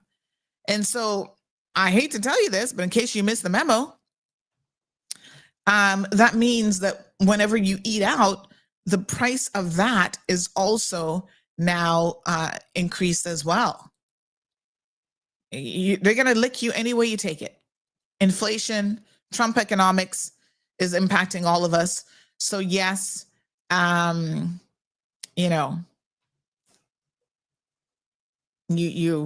gonna have to pick your evil. You stay home, you cook your own food. That means that you know what's in it. You can control it a bit more. It's not going to cost you any less at the grocery store. And then it depends on your time. How valuable is your time? All right. We have this commenter had the following to say. Add KFC to the list. Twice now I've ordered food and asked for hot sauce. I was told even by management that the hot sauce does not come with my meal. Is this the new practice? I won't be back so they can keep the sauce and the chicken. OMG. Sometimes it's really not worth hot sauce. Come on. What are those little packets of hot sauce? Come on, KFC. I don't eat KFC because their food doesn't tend to agree with my stomach. There's something about the oil that they use that almost invariably, and it's not that I don't like the chicken, because I know y'all love using KFC, especially in Jamaica. But I find that, I have to be very careful with, maybe it's just fried chicken. I have to be very, very careful with it because it tends to upset my stomach. And so KFC really, really seems to do it quite a bit. Marshall says, I was never a big fan of Wellies. I have been in the pickup area waiting for the longest time, and the phone just be ringing while I'm there. It's terrible. I mean, it is frustrating when you sit there and you hear the phone ringing, and clearly nobody's picking up the phone. It's like, really? Mellow Fellow, good morning. Says, I stopped patronizing Wellies because of difficulty making a phone order and the inordinate wait when you go in person. I purchased from Good Old Days restaurant now, and their food is just as good. Who the heck is Good Old Days? I've never even heard of them. One thing with Cayman, boy, not a shortage of restaurants. And I must say, and I always tell people this when they visit and they're like, oh, you know, tell me about Cayman. Da, da, da. And I said, we have no shortage of restaurants here. And by and large, our restaurants are really top notch and good. We have good variety. And, you know, yeah. Someone says KFC charges 10 cents for every one of their hot sauce packets. Wow. 10 cents? Come on, honey child. Sometimes you just gotta, oh my God. Sometimes you just gotta give people, hide it in the pricing. You know what I'm saying? Hide it in your profit margin. Don't nickel and dime and charge people for sauces and stuff like that.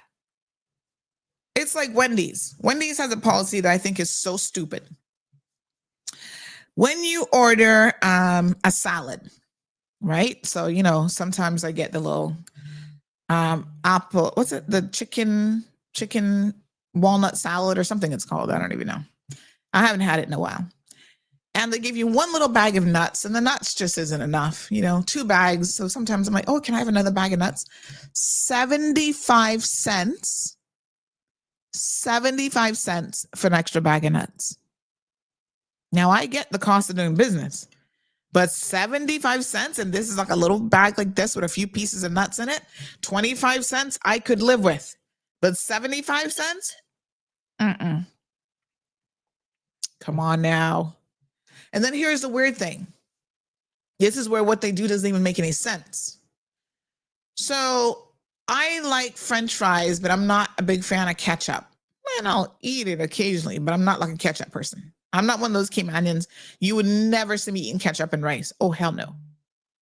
But you know what I love with ketchup is, what's the salad dressing called? Ranch. Ranch salad dressing and ketchup is a thing. You got to try it if you haven't tried it. So I'll order number 1, no onions, no pickles. I don't like onions. I don't really care for pickles too much. You know, get a burger, fries, and a drink. And then I'm like, oh, can I get a side of ranch dressing? Sure, no problem, miss. They don't charge me. Hear this now. I'm not giving them any ideas, but they don't charge me for the ranch dressing. And I'm not even getting a salad. I'm getting a burger. But when I get a salad and I want an extra bag of nuts, you're going to charge me 75 cents. Have it make sense? Because it doesn't make any sense.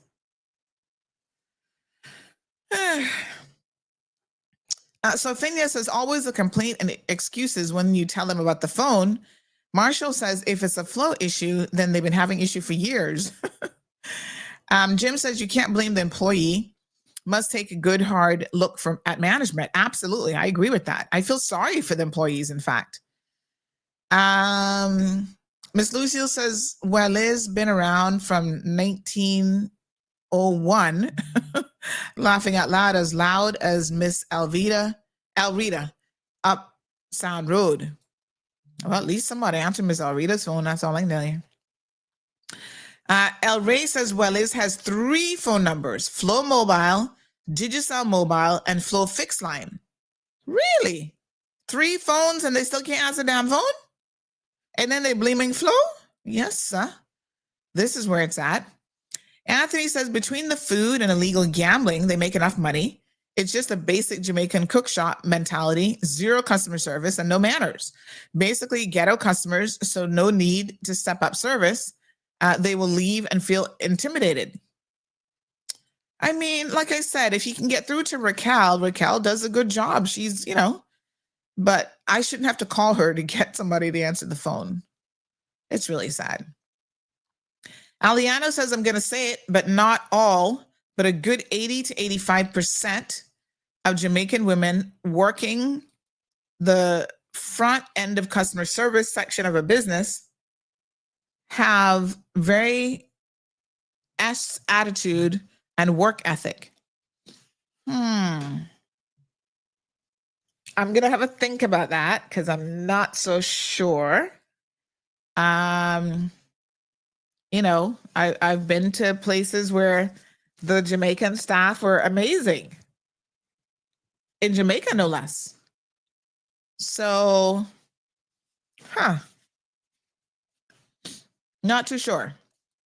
I would go that high, Aliano. El Rey says, just ease up on Wellies. The food is the best. But this is the thing, El Rey. If they don't understand how bad it's impacting customers, that they won't even answer the phone. Like I said, I don't go there.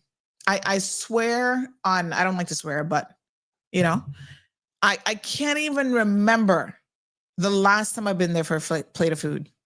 I know last Christmas we ordered from them because, like I said, normally around Christmas time, if we do a Thanksgiving lunch or whatever, we'll order some food from them.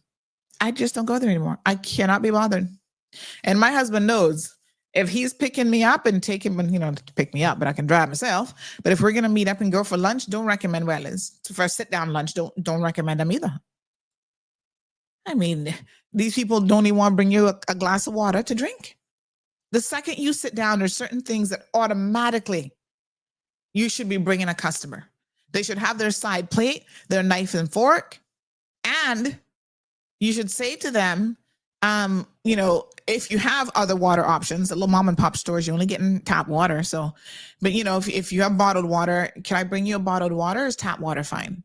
When you go to the more fancy restaurants, obviously they have a bit more that they're going to be offering you. So we hate to complain, but Diamond Princess says Chill Spot has 2 to 3 numbers to call. And if you call one and don't get an answer, it's because they're on the phone with another customer. So we made some suggestions to them and they say that they're going to take it on board. So we'll see. Hopefully next year, we're not having the same conversation again. Jim says you got to staff the place properly. Who does their scheduling? Plain and Straight says the same thing. Gabby, I think I read some of those already. Jasara says another great restaurant is Helen's Kitchen across from Parker's. Oh, I've never been there. Their food is good and they answer the phone. Oh, I've never been there. My dad had a little mom and pop restaurant, Top Taste. Obviously he's long gone, but same thing I used to say to him. This is in the day mobile phones were just coming into play. But I said to him, Dad, you walk in here, yeah, you got the traditional food, which is carb loaded, all carbs, rice and meat, and the veg is lettuce and tomato. That's not even a vegetable. I'm like, lettuce and tomato that's not vegetables. So anyway, I walked in there and I said, hey, why is it that you don't have any dessert? And my father had never, this Caribbean people fear, he never even thought about dessert on the menu. And I was like, who doesn't think about dessert? Here's me with my sweet tooth now. And so I started making like brownies and little cakes. Honey child, they used to sell off. He'd be like, oh, he said, Sandra, those cake finish. You can make some more. People come in now asking just for the desserts. I said, you see what I told you? Make a little chocolate cake, a little, He had never thought about it until I mentioned it. No, sir.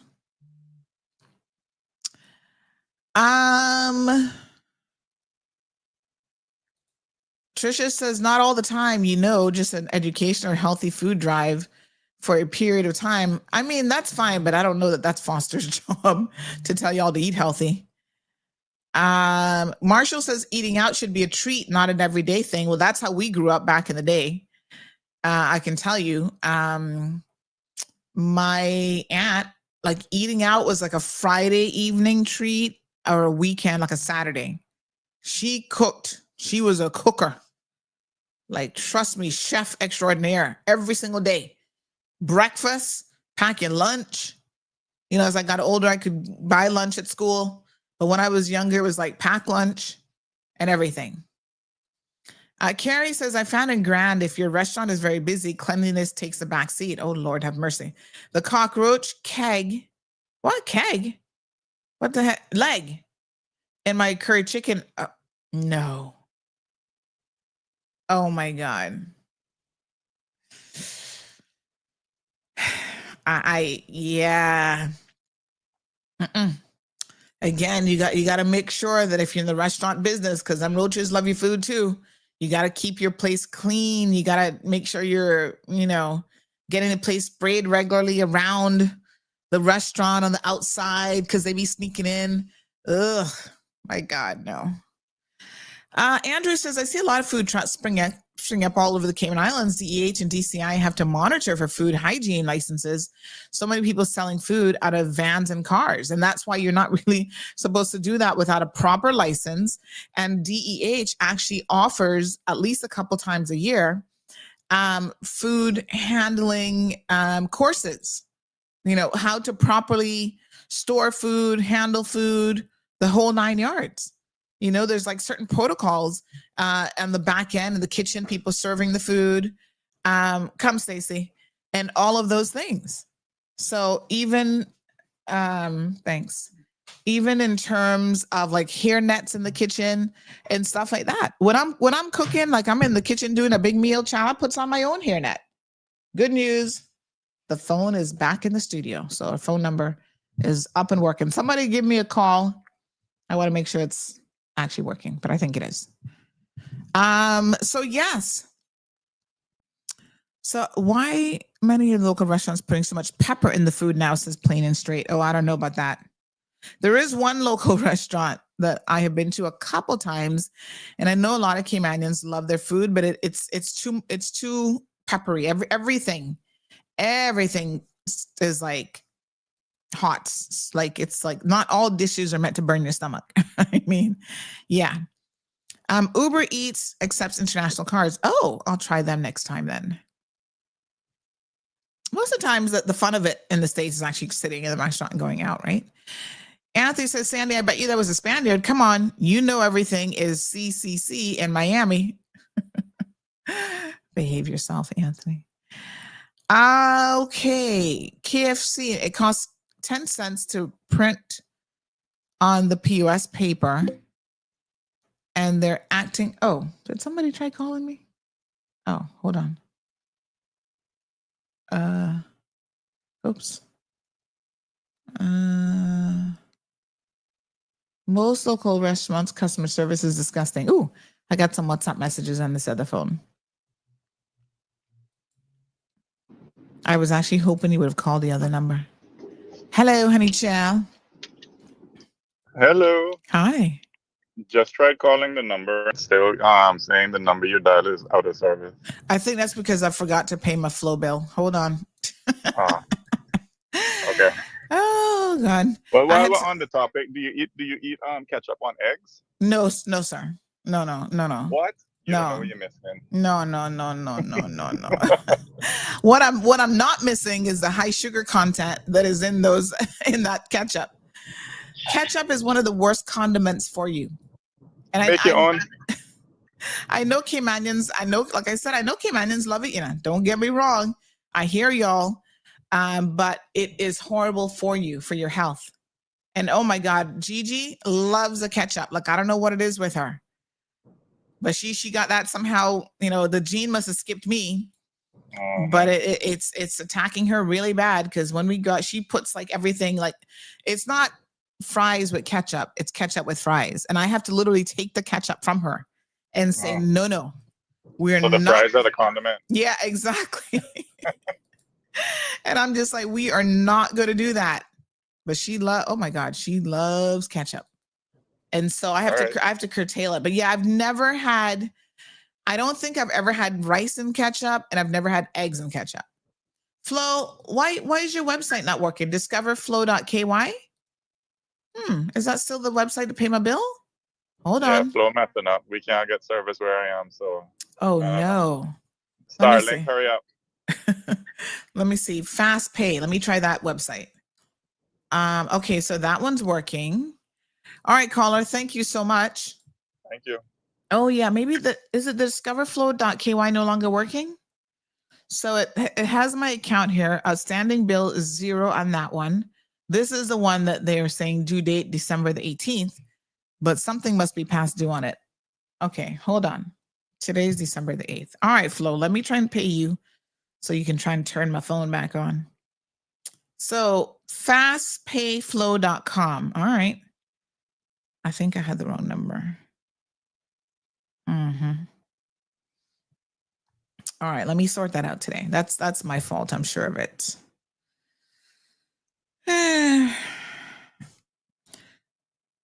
Oh, someone says, Sandy, I haven't heard you talk about the Love and Lie show. Well, what do you want me to say about it? It's a show on CMR TV. Tune in. I see you guys were watching it on Friday. Seems like you're enjoying it. I'm not sure what else to say. It's a relationship. It's the After Dark show. We've talked about an After Dark show before, and that's it.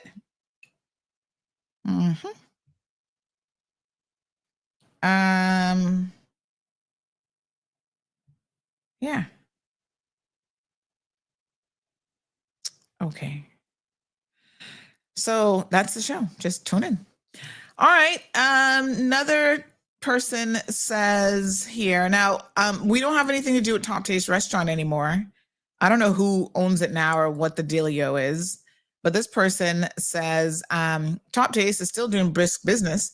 There was one jewelry store with a salesperson on the sidewalk in Georgetown offering hors d'oeuvres on a plate on Friday. A jewelry store? Why are they offering you food? Okay. Trying to get you to come in to buy jewelry after your belly full? Not so sure about that. But all righty. Interesting.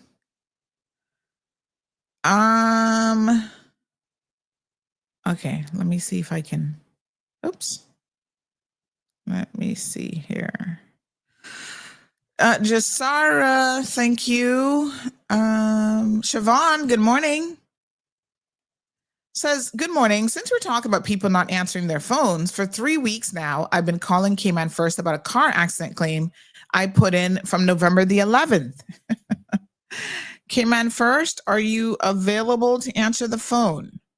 Anyone who works at Cayman First and you're listening this morning, can you please say how Siobhan can reach someone at Cayman First?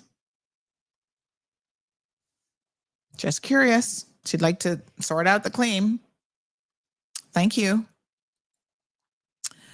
Good old days have the best ackee and saltfish. Like I said, I don't even know where these people are. I don't know these people. But I'll stick with Miss Stacy's in any event. She does a really nice ackee. Miss Stacy's Jamaican chicken cook. My aunt said that KFC gives her stomach problems too. They don't give the little toilet to clean your hands. After that, they used to. I guess after they took off finger licking good, they took away the towelettes. Oh, Lord. I too found that Jamaicans at the front counter, Burger King, drive-through, and West Bay Road have bad attitudes. Oh, really? Again, I'm not a big, I could probably count the number of times I've been to Burger King at that location in particular. And I don't really, I don't tend to do the drive-through. Sometimes the Wendy's drive-through is so busy, it's like it's easier to go inside. And so that's what I do. I just park the car and I walk inside. I figure the extra calories you're going to get from the burger, you might as well burn them off walking through the front door. All right. Gabby says, I go to Top Taste. God, I haven't been there in probably 20 years since my dad no longer owns it. I don't really, because, parking is a problem there. So, and it always has been, to be fair. So Carrie agrees some Jamaicans on the front line can be rude. Well, listen, I've seen people be rude, not just Jamaicans, but even sometimes Caymanian staff if they're on the front line. Or then you have people who don't speak any English. So then you have that to contend with. Sadiqa, good morning. A new restaurant is open. What is this? Hello, good morning. Good. Are you trying to call the show? Nine.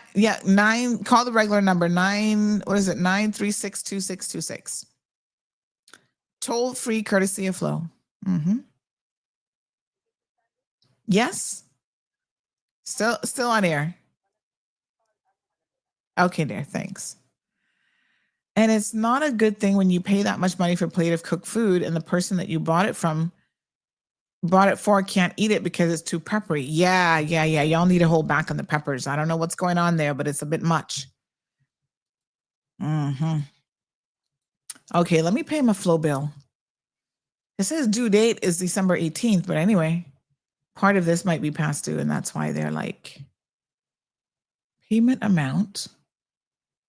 Okay, continue. Field is required. Oh. Okay, they need the security code. We're contacting your bank. Okay.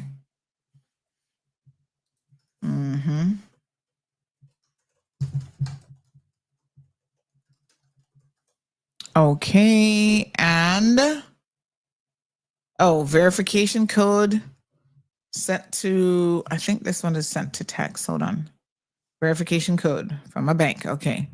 Let me put this in. Uh-oh. I'm dead. 7, 8. Okay, submit. Okay. Loading receipt. All right, there we go. Bill has been paid. Ronaldo, send this to your people and ask them to turn on my phone for me. Okay, call on WhatsApp in the meantime. They use pepper to make the meals smaller so that you're able to make more money by selling more meals for the same price. What do you mean, Keith? Pepper? How does pepper make a meal smaller? Because it burning your stomach so much you can't eat as much? I don't understand.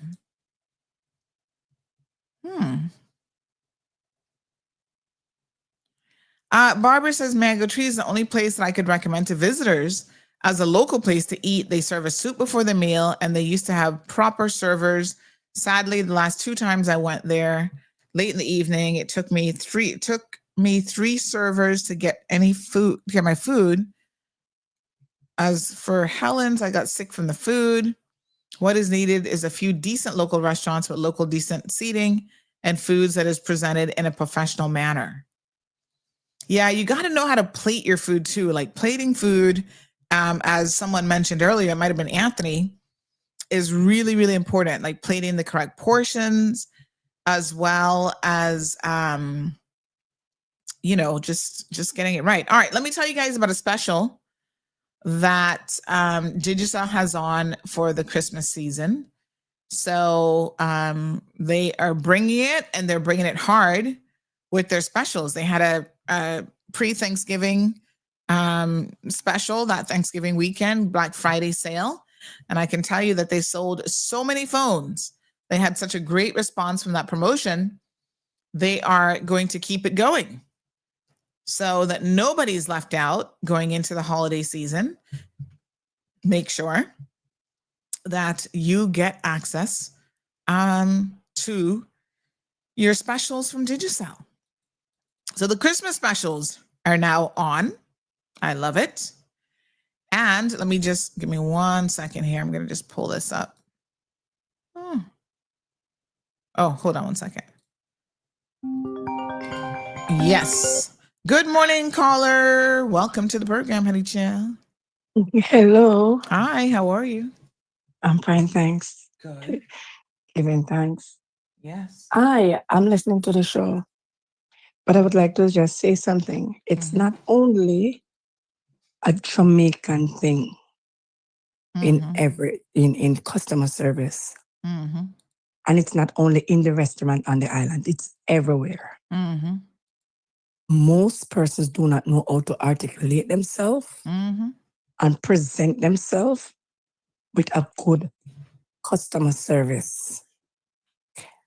One, you have to have a good attitude, good personality. Let the customer feel welcome. Absolutely.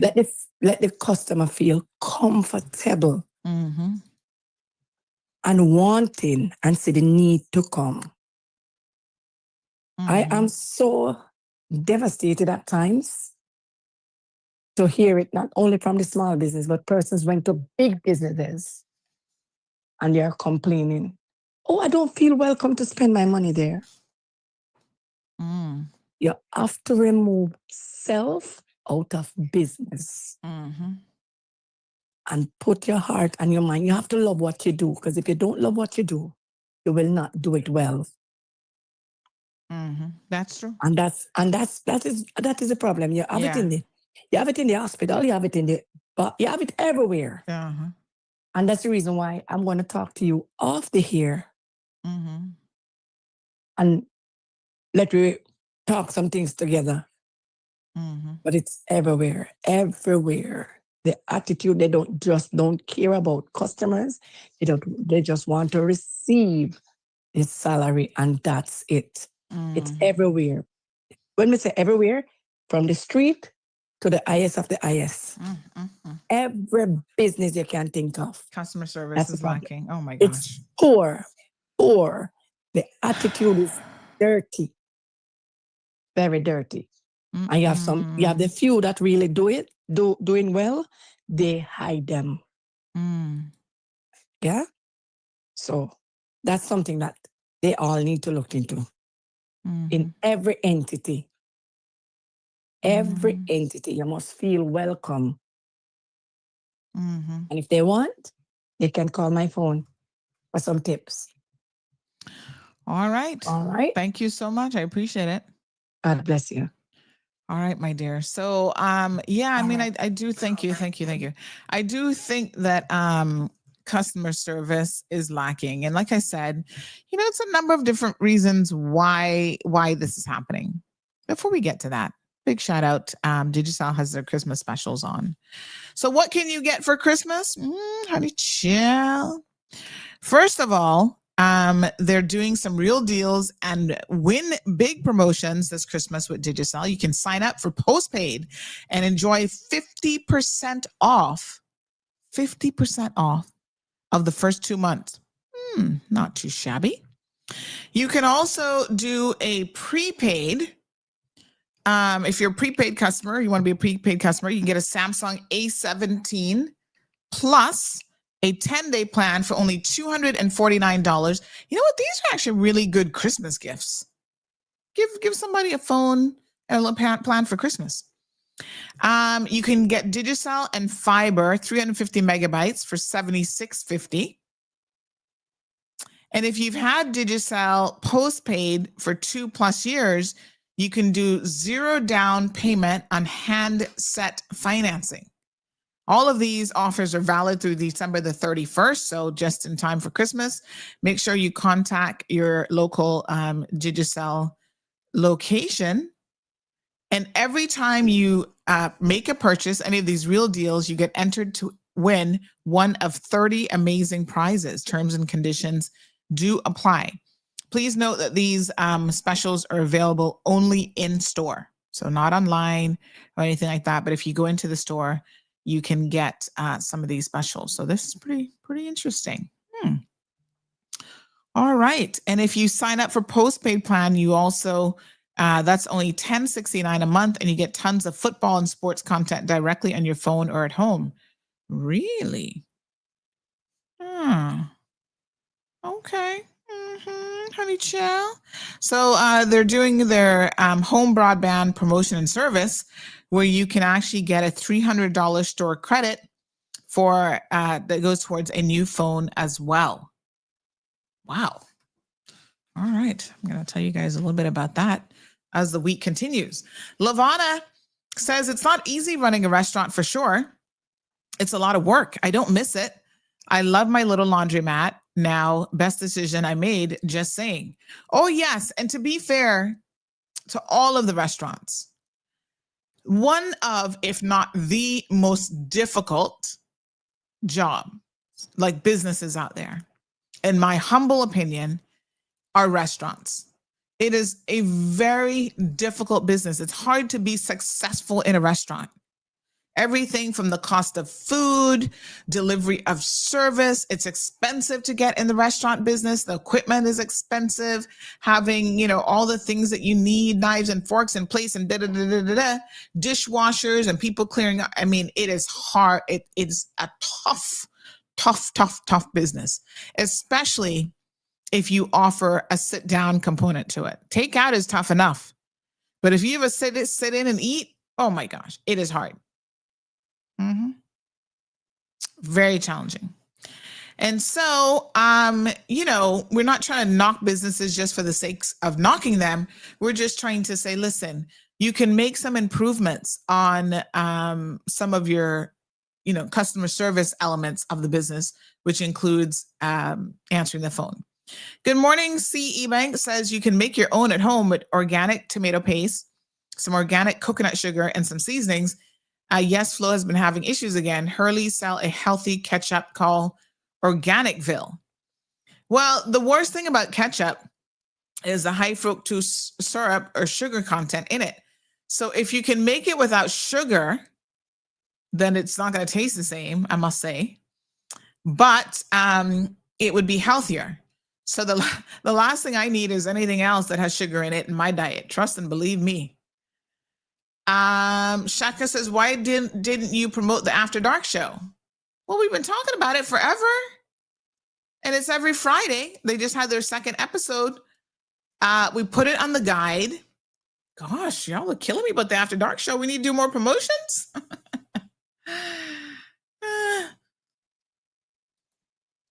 Yes, sir. Why don't you tell us about the After Dark show? Lord have mercy. Y'all want to have a little fun with the After Dark show? My goodness. It is there. So yes, like all the other shows, we most certainly have it. Now, mind you, it's got thousands of views, so people are finding it. We have it on the daily lineup. So make sure you subscribe to the channel. But want more promotions? I mean, I told y'all it was coming. Y'all like you didn't believe me. We're talking about Anna still complaining and bashing Wells. We're talking about good customer service. Thank you, El Ray. All right, so the flow line should be back up. Frank's Restaurant in West Bay is the best. Never heard of it. Where is it? Frank's Restaurant? I tell you what, Cayman has more restaurants, bars, and churches and beauty salons than anything else.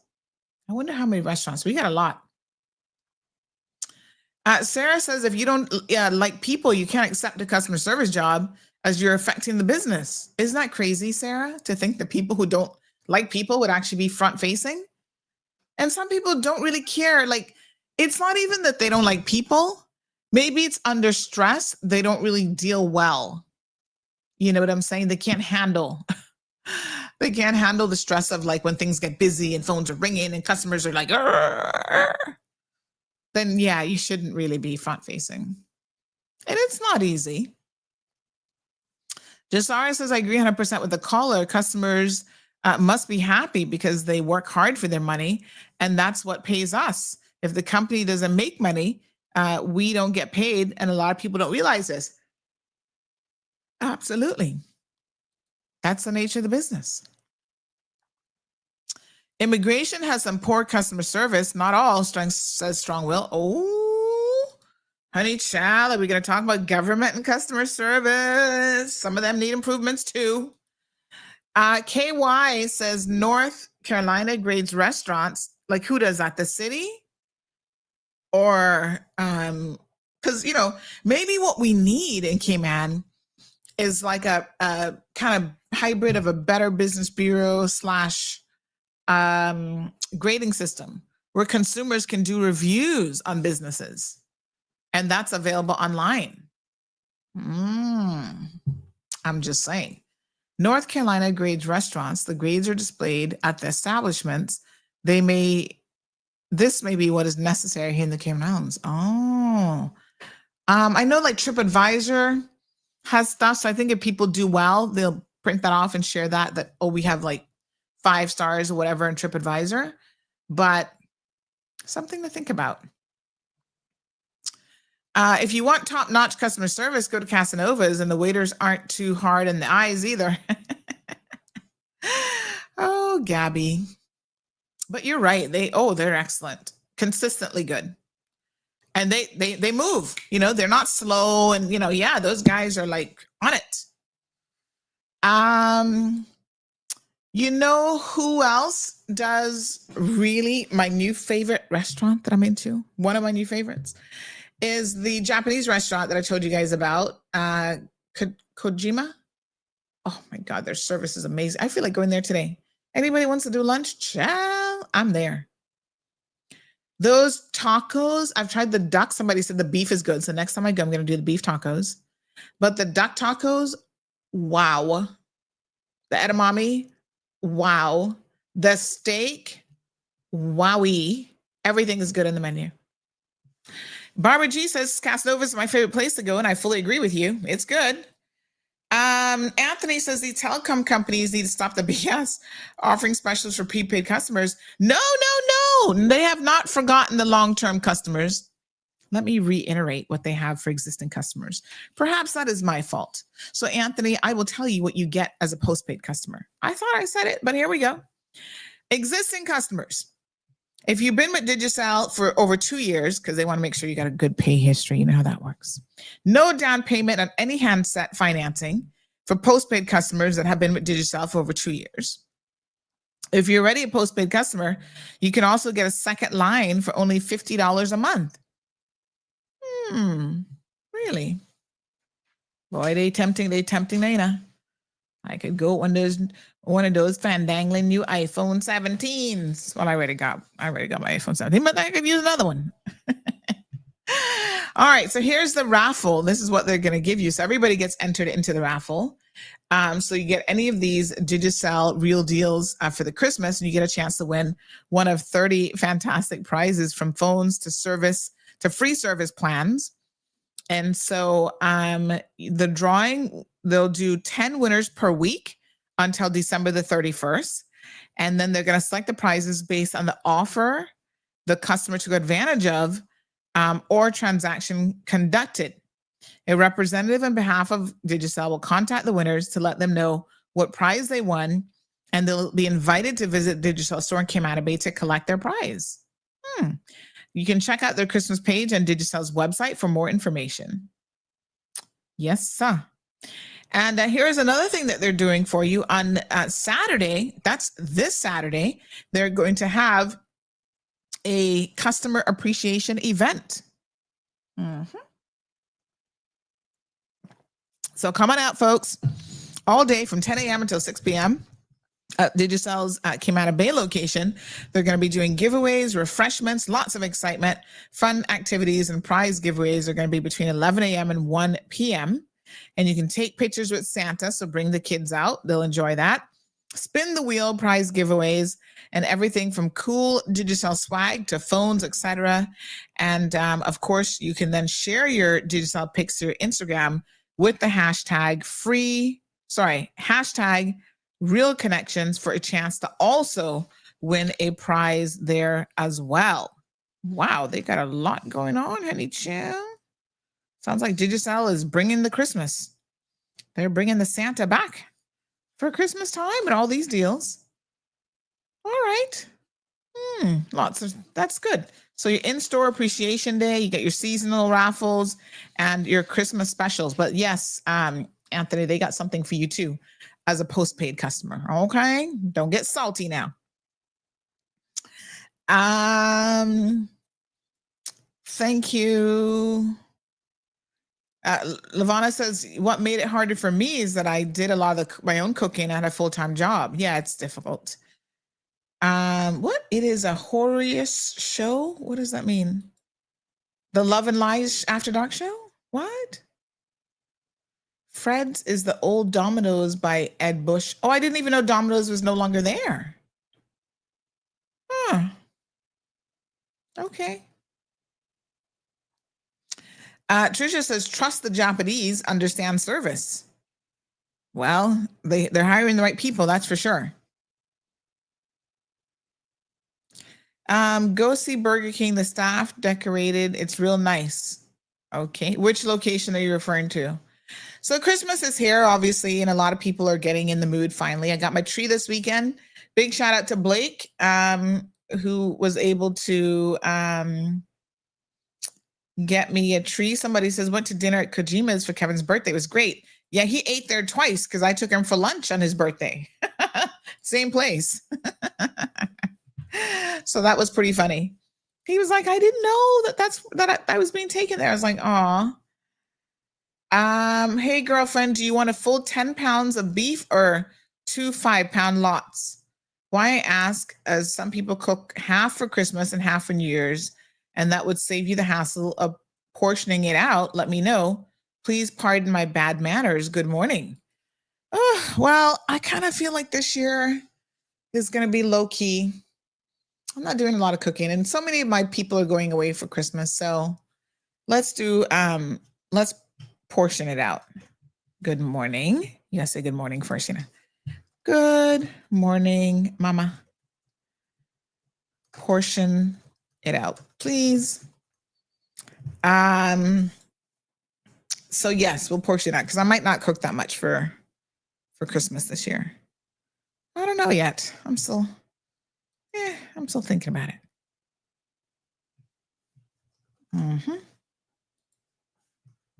Morning. Oh my goodness. So then I can put the rest in the freezer just in case. I don't cook for New Year's. I ain't about that life. No way, honey child. Oh, let me do a shameless plug. If you are a McField, okay, pay attention. Or you think you're McField, you're not sure, you need to come and look at the family members and do that DNA test. The family reunion is coming up. So let me give you some details. I'm going to post this on social media. So they're having the first ever 2025 McField family reunion. The flyer I'm going to share, but why did they do it in a PDF? Okay. Anyway, you have to get tickets. And it is coming up. There is a McField group. So if you've not yet joined the WhatsApp group, I can give you the barcode for that. And they're actually working on a McField family tree as well. So for example, Richard Lemuel McField, he lived from 1879 to 1964. Wow, he lived a long time. And then we have Sarah Elizabeth Nixon from 1877 to 1962. And then we have from that Lemuel Ethan Farmer McField from 1921 to 1993. And so they're putting all these family trees together for the McField family. So if you're Miles, if you're McField, because some of y'all all interconnected. We have Ellen Elmina Miles from 1860 to 1949. Sarah Elizabeth Nixon, Napoleon Lee Grant McField. He was born in 1844. They don't know when he died. Frances Rebecca Franny Solomon. We have Rita Mildred McField. Vernell Barbara McField. Lots of McFields out there, folks. And if you think that you're part of the McField clan, know that they are putting the McField, sort of family tree together, and you're invited to come to the actual event. Here's the barcode if you want to join. Give me 1 second here. If you want to join the WhatsApp group, there is the barcode. You feel free to join in. And let me give you some details now on the reunion. Give me 1 second here while I pull up the little reunion flyer. All are welcome. They can have lots of food. So this is 2025 family reunion, Friday, December the 19th at 6:30 p.m. They're going to have a candlelight tribute, remembering our ancestors and paying tribute to those who are no longer with us. Let me see if I can get this in a non-PDF format. Let me just see. We need an image file to be able to properly share this on social media. But here, I just did a screenshot of this for you. All right. That's at the Stacy Watler Pavilion Agriculture Grounds. That's Agricola Drive, Lower Valley. Come and meet your family members. Light refreshments will be served. And then on the Saturday, December the 20th from 11 to 5, this is when they're going to be doing sort of the big fun and good old times day. And it's going to be lots of food, lots of activities for the kids, including Bounce Castle, old time games, activities for adults, dominoes, lude, bingo, tug of war. And you get to visit the various booths and learn more about the Macfield family roots. So there is a ticket price here. You know, they're going to have good food. So I feel like this is well worth it. At $35 for adults and $15 for children. And you can get more information by contacting Evelyn Rocket, 916-5754, India at 926-9696, Carmen, Wendy, and Janet. So all the phone numbers are there on your screen. Reach out to them, folks, and I'll post this up a little bit later on so that we can, you know, get to see who all the Macfields are. So I will be there because I'm partially a Macfield on my mother's side. Yes? So we're related to the Macfields, the Miles, I understand. One big group of people. So let me message Wendy. I think this is cousin Wendy. Let me see which Wendy this is.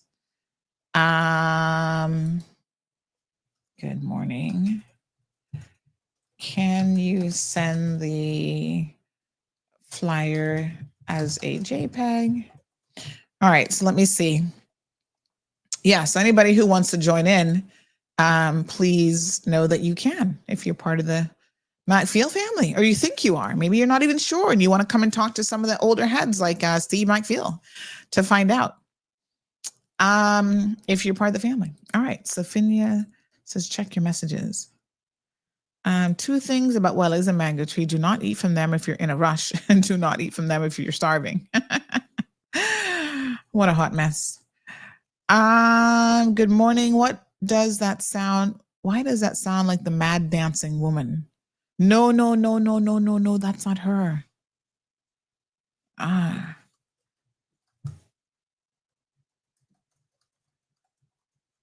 No.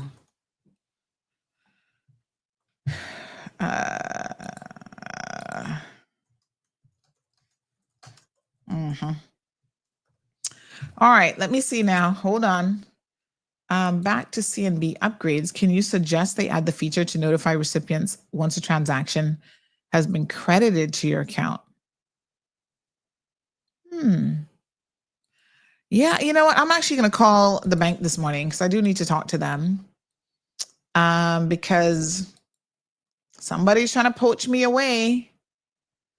So I got to talk to them. We gotta get on it. Someone said, don't forget the Spanish restaurant that is in Baden Town. What is it? Baleada House? Good food by the caves. I've never even heard of them. Oh my gosh. You guys have, like I said, Cayman has a lot of restaurants. Wow. Baleada House? What is it? Baleada House? Okay. I like Spanish food every once in a while, you know. All right, let me see here now. We want to look into getting a mailbox too. Oh, I'll send you the details. I will send you the details. Mm-hmm. And let me see. Okay. I don't, someone told me to look at my messages, but what am I missing? Good morning. I'm tired of reporting the drug usage at this address. Oh, okay. Wayne owns Welles and Oral owns Blue Marlins. Okay. Mm-hmm. All right. Let me just see. Good morning. Since we're talking about people not answering the phone, yes. Okay. I wish I had somebody at Cayman first, but I really don't know anybody. Somebody has a complaint about MRCU. Oh. Oh. Okay. Let me see. MRCU.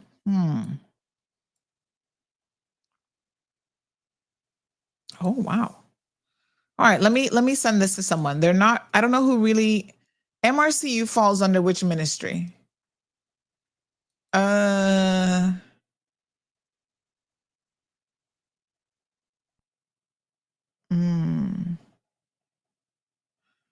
Okay, good morning. Oh yeah, speaking of complaints, I gotta chase up Dart about something about that they need to look into. Good morning. Remember the watch. Oh yes. Anybody lost an Apple iWatch? It's in horrible condition, but you never know. The person might still want it back. Thank you so much for the reminder. I'll post it up today. So if you've lost an iWatch, let me know. Good morning, Miss Sandy. I'd like to spend one a day or two and volunteer to do some elderly people's hair at the homes. I would like to know how I can go about this. Anyway, I could partner with someone for products and I would go and do this for free. Okay. So some seniors at the home, somebody would like their hair done. If you'd like their hair done, that's a possibility. Okay. We had a little situation there with access to a file on the website. Thanks to the staff, they'll sort that out.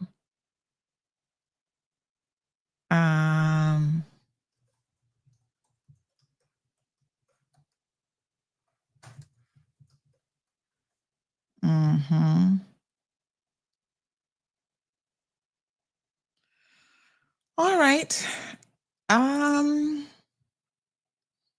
Miss Panz's or Ponzi's in West Bay is the best. I don't know any of these places. Oh my gosh, I really don't. This is ran by Kevin Gerzong. Really good food there. I've never even heard of them. 900 plus eateries in the Cayman Islands. My God, that's a lot for such a small population. Oh, I wonder if they do the Spanish pork chops I like. I've been trying to get Miss Stacy to do the like the beef, this really thin beef with it, but it's difficult with the black beans and rice and stuff. Oh my God, I could go for a nice thing of pork chops right now with some black beans and rice. Trisha says, isn't your sister Sandy Evelyn Rocket? Yes, it is. Yes, she is. I'm related to pretty much, I think all of the Rockets would be, we're half siblings, so we share the same mother. But yes, they're siblings, and then their kids would be obviously nieces and grandnieces and nephews and all that kind of stuff. So that's how, because Rocket was originally from Jamaica, and he was married to my mom. So her first set of kids are for Rocket. So that's the connection. Yep. Kevin Watler, don't worry, he's on it. We'll try to get that complaint over to him. It doesn't really fall under him, so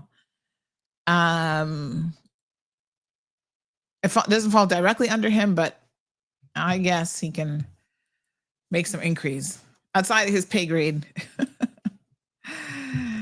All right. And the government officials, I think, are coming back this week, as far as I believe. Some are en route because they were halfway around the world. So sometimes it takes a couple days for them to come back. So Japan just had a tsunami alert after an earthquake, 7.6 on the Richter scale. Oh God. We don't need another. This is for the East Coast. Hopefully nothing major. All right. Thailand launches airstrikes on Cambodia as Trump's peace agreement hangs in the balance. Oh, did you guys see that fake award that Trump got the other day from the Football Association?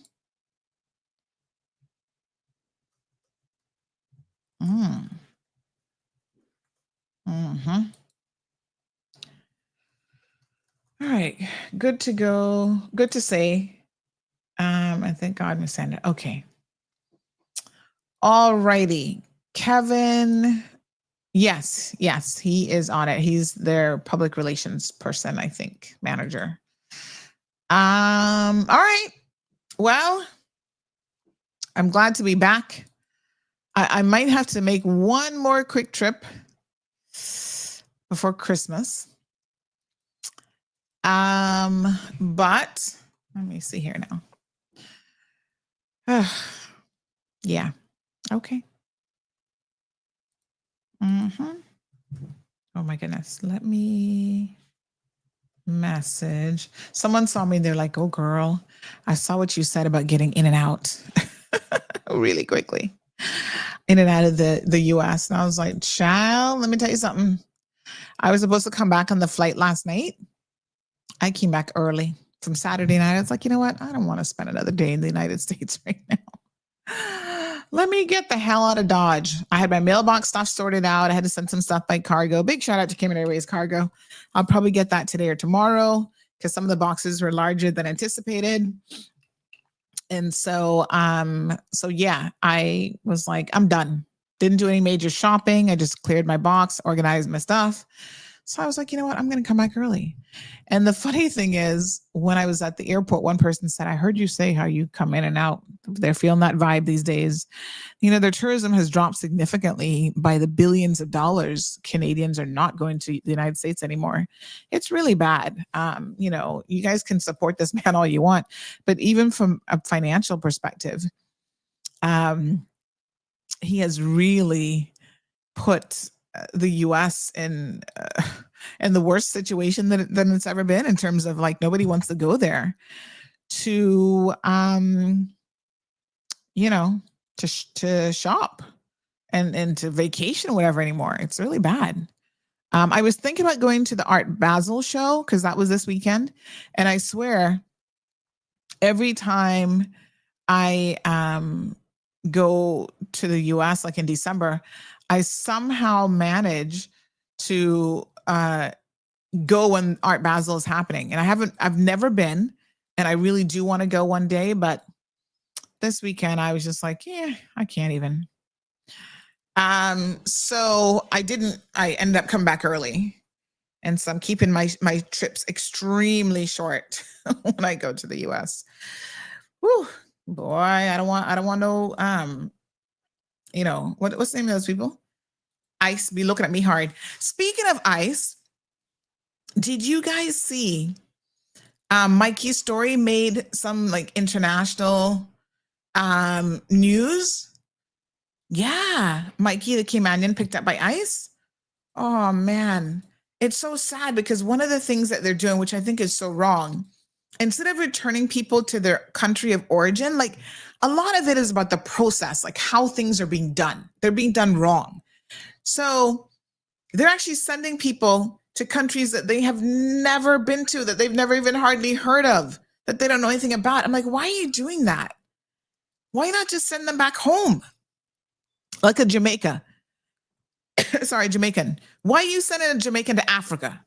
Literally, Jamaica is right next to the US. And yet they sending people to Africa. I'm like, what the hell? Somebody just sent me some of these. FIFA Awards first Peace Prize. And it's a, well, you can see. It's a, what do you call these things again? The baby sucking them. Pacifier. That is funny. I'm not gonna lie. That's funny. Here's another one. Free FIFA Peace Prize with an order of shrimp tacos. A restaurant put that up. They just made up. This is so crazy, right? They literally made up. I don't know what the hell FIFA was thinking, but they made up this award, this Peace Prize, to give to Trump. So since he couldn't get the legit Peace Prize from the Nobel Peace Prize, they made one up for him. And then this was him actually accepting it. Why does he look like that? What on earth is up with this man? He's just so weird. And then here's another one. Low Budget Dave says, great news. I was awarded the inaugural Costco Peace Prize this morning. Oh my God. Oh my God. This is so hilarious. You got to admit that these are funny. All right, one more. The exact moment that Qatar realized that they spent $399 million more than they needed to, round that up to 400 million. That was their bribery money, allegedly. Ay, what a mess. Miss Marjorie, yeah, that's what I was talking about. As far as I know, they have him held somewhere. They moved him out of the state that he was in. Did you guys see as well where they're actually now going into like private establishments like restaurants and stuff, and restaurants are refusing to let them in because when they can't go into a private establishment without a warrant.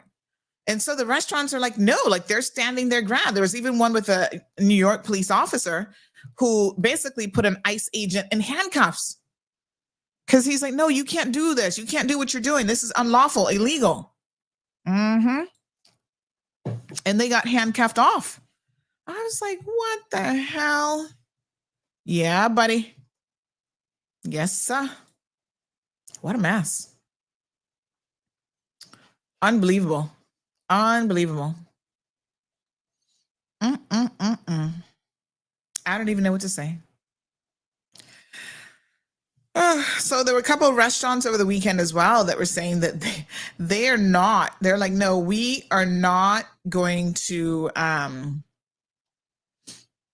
we're not going to allow these people to, come in to a restaurant. So when they come in, they tell them, nope, absolutely not. Don't come in here.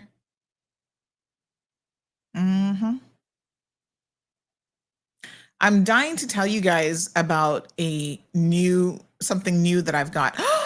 This one comes with a remote control. OMG. Add that to my cart, honey child.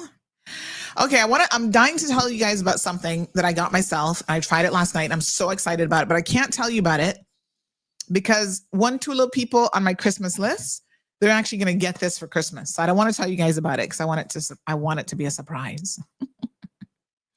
So I can't tell you. But remind me after Christmas to tell you about this amazing product that I found. All right.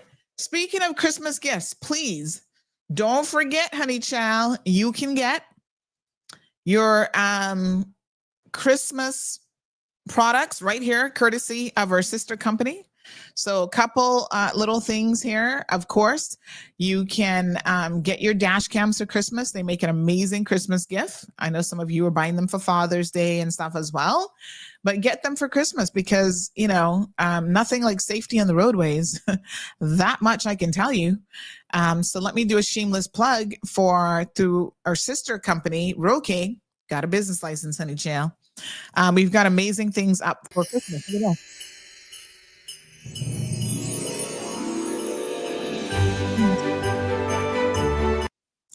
So there's your dash cam becomes the 5 pieces in the kit, every single thing that you see there. And by the way, can I just do a shameless plug for myself? I did this little commercial all by myself. Look at this. Isn't that the cutest little thing? Aww. Yes, that's Marlon calling me, honey chill.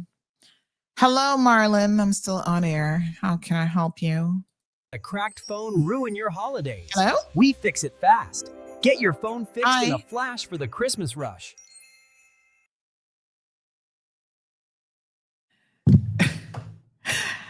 Every time I say to him, let me call you back, he's like, no. Don't let All a right. cracked phone Yes. ruin your Don't holidays. forget, We Cellular fix it World. fast. Get your phone fixed in a flash for the Christmas rush. They can fix your phones, whatever your phone issues are, give them a call.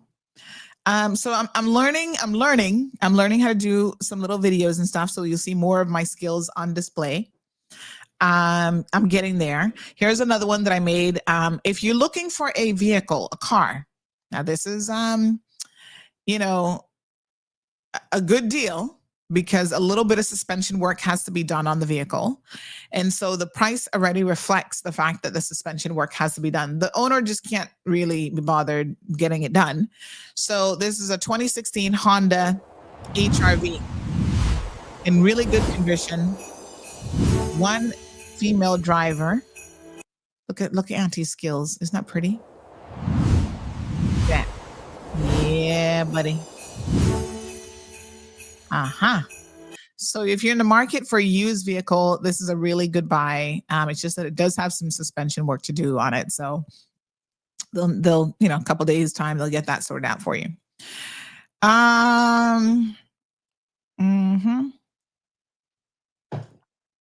Okay. Let me see here. All righty. So I think that I think that's what we got for you today. This was the cost of $4 billion aircraft. Was it 4 billion or 4 million? Oh, $4 billion aircraft that Qatari gave him. FIFA figured out a cheaper way. Oh my gosh. What a mess. All right. Happy Monday. We're good to go. You guys have a fantastic day. We'll see you tomorrow morning. Don't forget, tune in early. We got some prizes that we'll be giving away tomorrow. And we're speaking to some of our usual people, Popeyes, Burger King. So we'll be giving away some of those prizes as well. So make sure that you stay tuned. We'll do some of those giveaways during the holiday season. And a couple gift cards and stuff. So yeah, make sure you keep it locked right here as we roll into Christmas. It is official. The Christmas tree is up. Gigi tried decorating it last night. So it's a child's decoration, but she tried. So we're going to give her credit for that. And we're going to start putting up a few little decorations around the house. Nothing too crazy. Like we're not crazy into it. I know some of y'all go all out for the Christmas decorations, which by the way, I love. I'm going to enjoy going around looking at some of the, local houses and stuff. I already see the Crichtons are putting those up. I'm sure the Bodens are doing theirs in South Sound. I really love that every year they've made this a tradition across the island, and people really enjoy it. Families get to go out and really enjoy it as well, to see all of the amazing and beautiful lights. There is if you guys are going to Miami, check out some of the events in the Miami area as well. We actually went to one last year that's like a lighting event at night. So you go through the Botanic Park and they have the whole place like lit up, and they have like lighting display shows and all kind of stuff. It looks really, really, really amazing. So yeah, check that out. It's really nice. So that's a fun thing to do. And then I'm sure that they'll have their carnival circus thing for Christmas as well, which is also lots of fun. So check out some of these things. All right, folks, have an enjoyable day. And I see my husband is calling me. That means probably something work-wise that I got to do. I got to get sorted out for a project. So let me go do that. And we will see you guys tomorrow. Oh, by the way, hold on. Where's my Christmas? Do we have any Christmas banners available yet? Christmas. Why don't I see any Christmas banners? All right, I'm going to message them and say, get me some Christmas banners. I need a Christmas banner. All right, we'll get some done. I still see the fall banners, but nothing for Christmas. All right, folks. See you mañana. Have a beautiful day. Bye for now. Thank you for tuning in to another episode of The Cold Hard Truth on Bobo 89.1 FM. Cayman's #1 talk show is live weekdays from 7:30 a.m. Never miss an episode again. Watch anytime on CMR's Facebook and YouTube channels for the latest show episodes. Don't forget to follow us online on our social media channels. And visit CaymanMarlRoad.com for all the latest news and community happenings.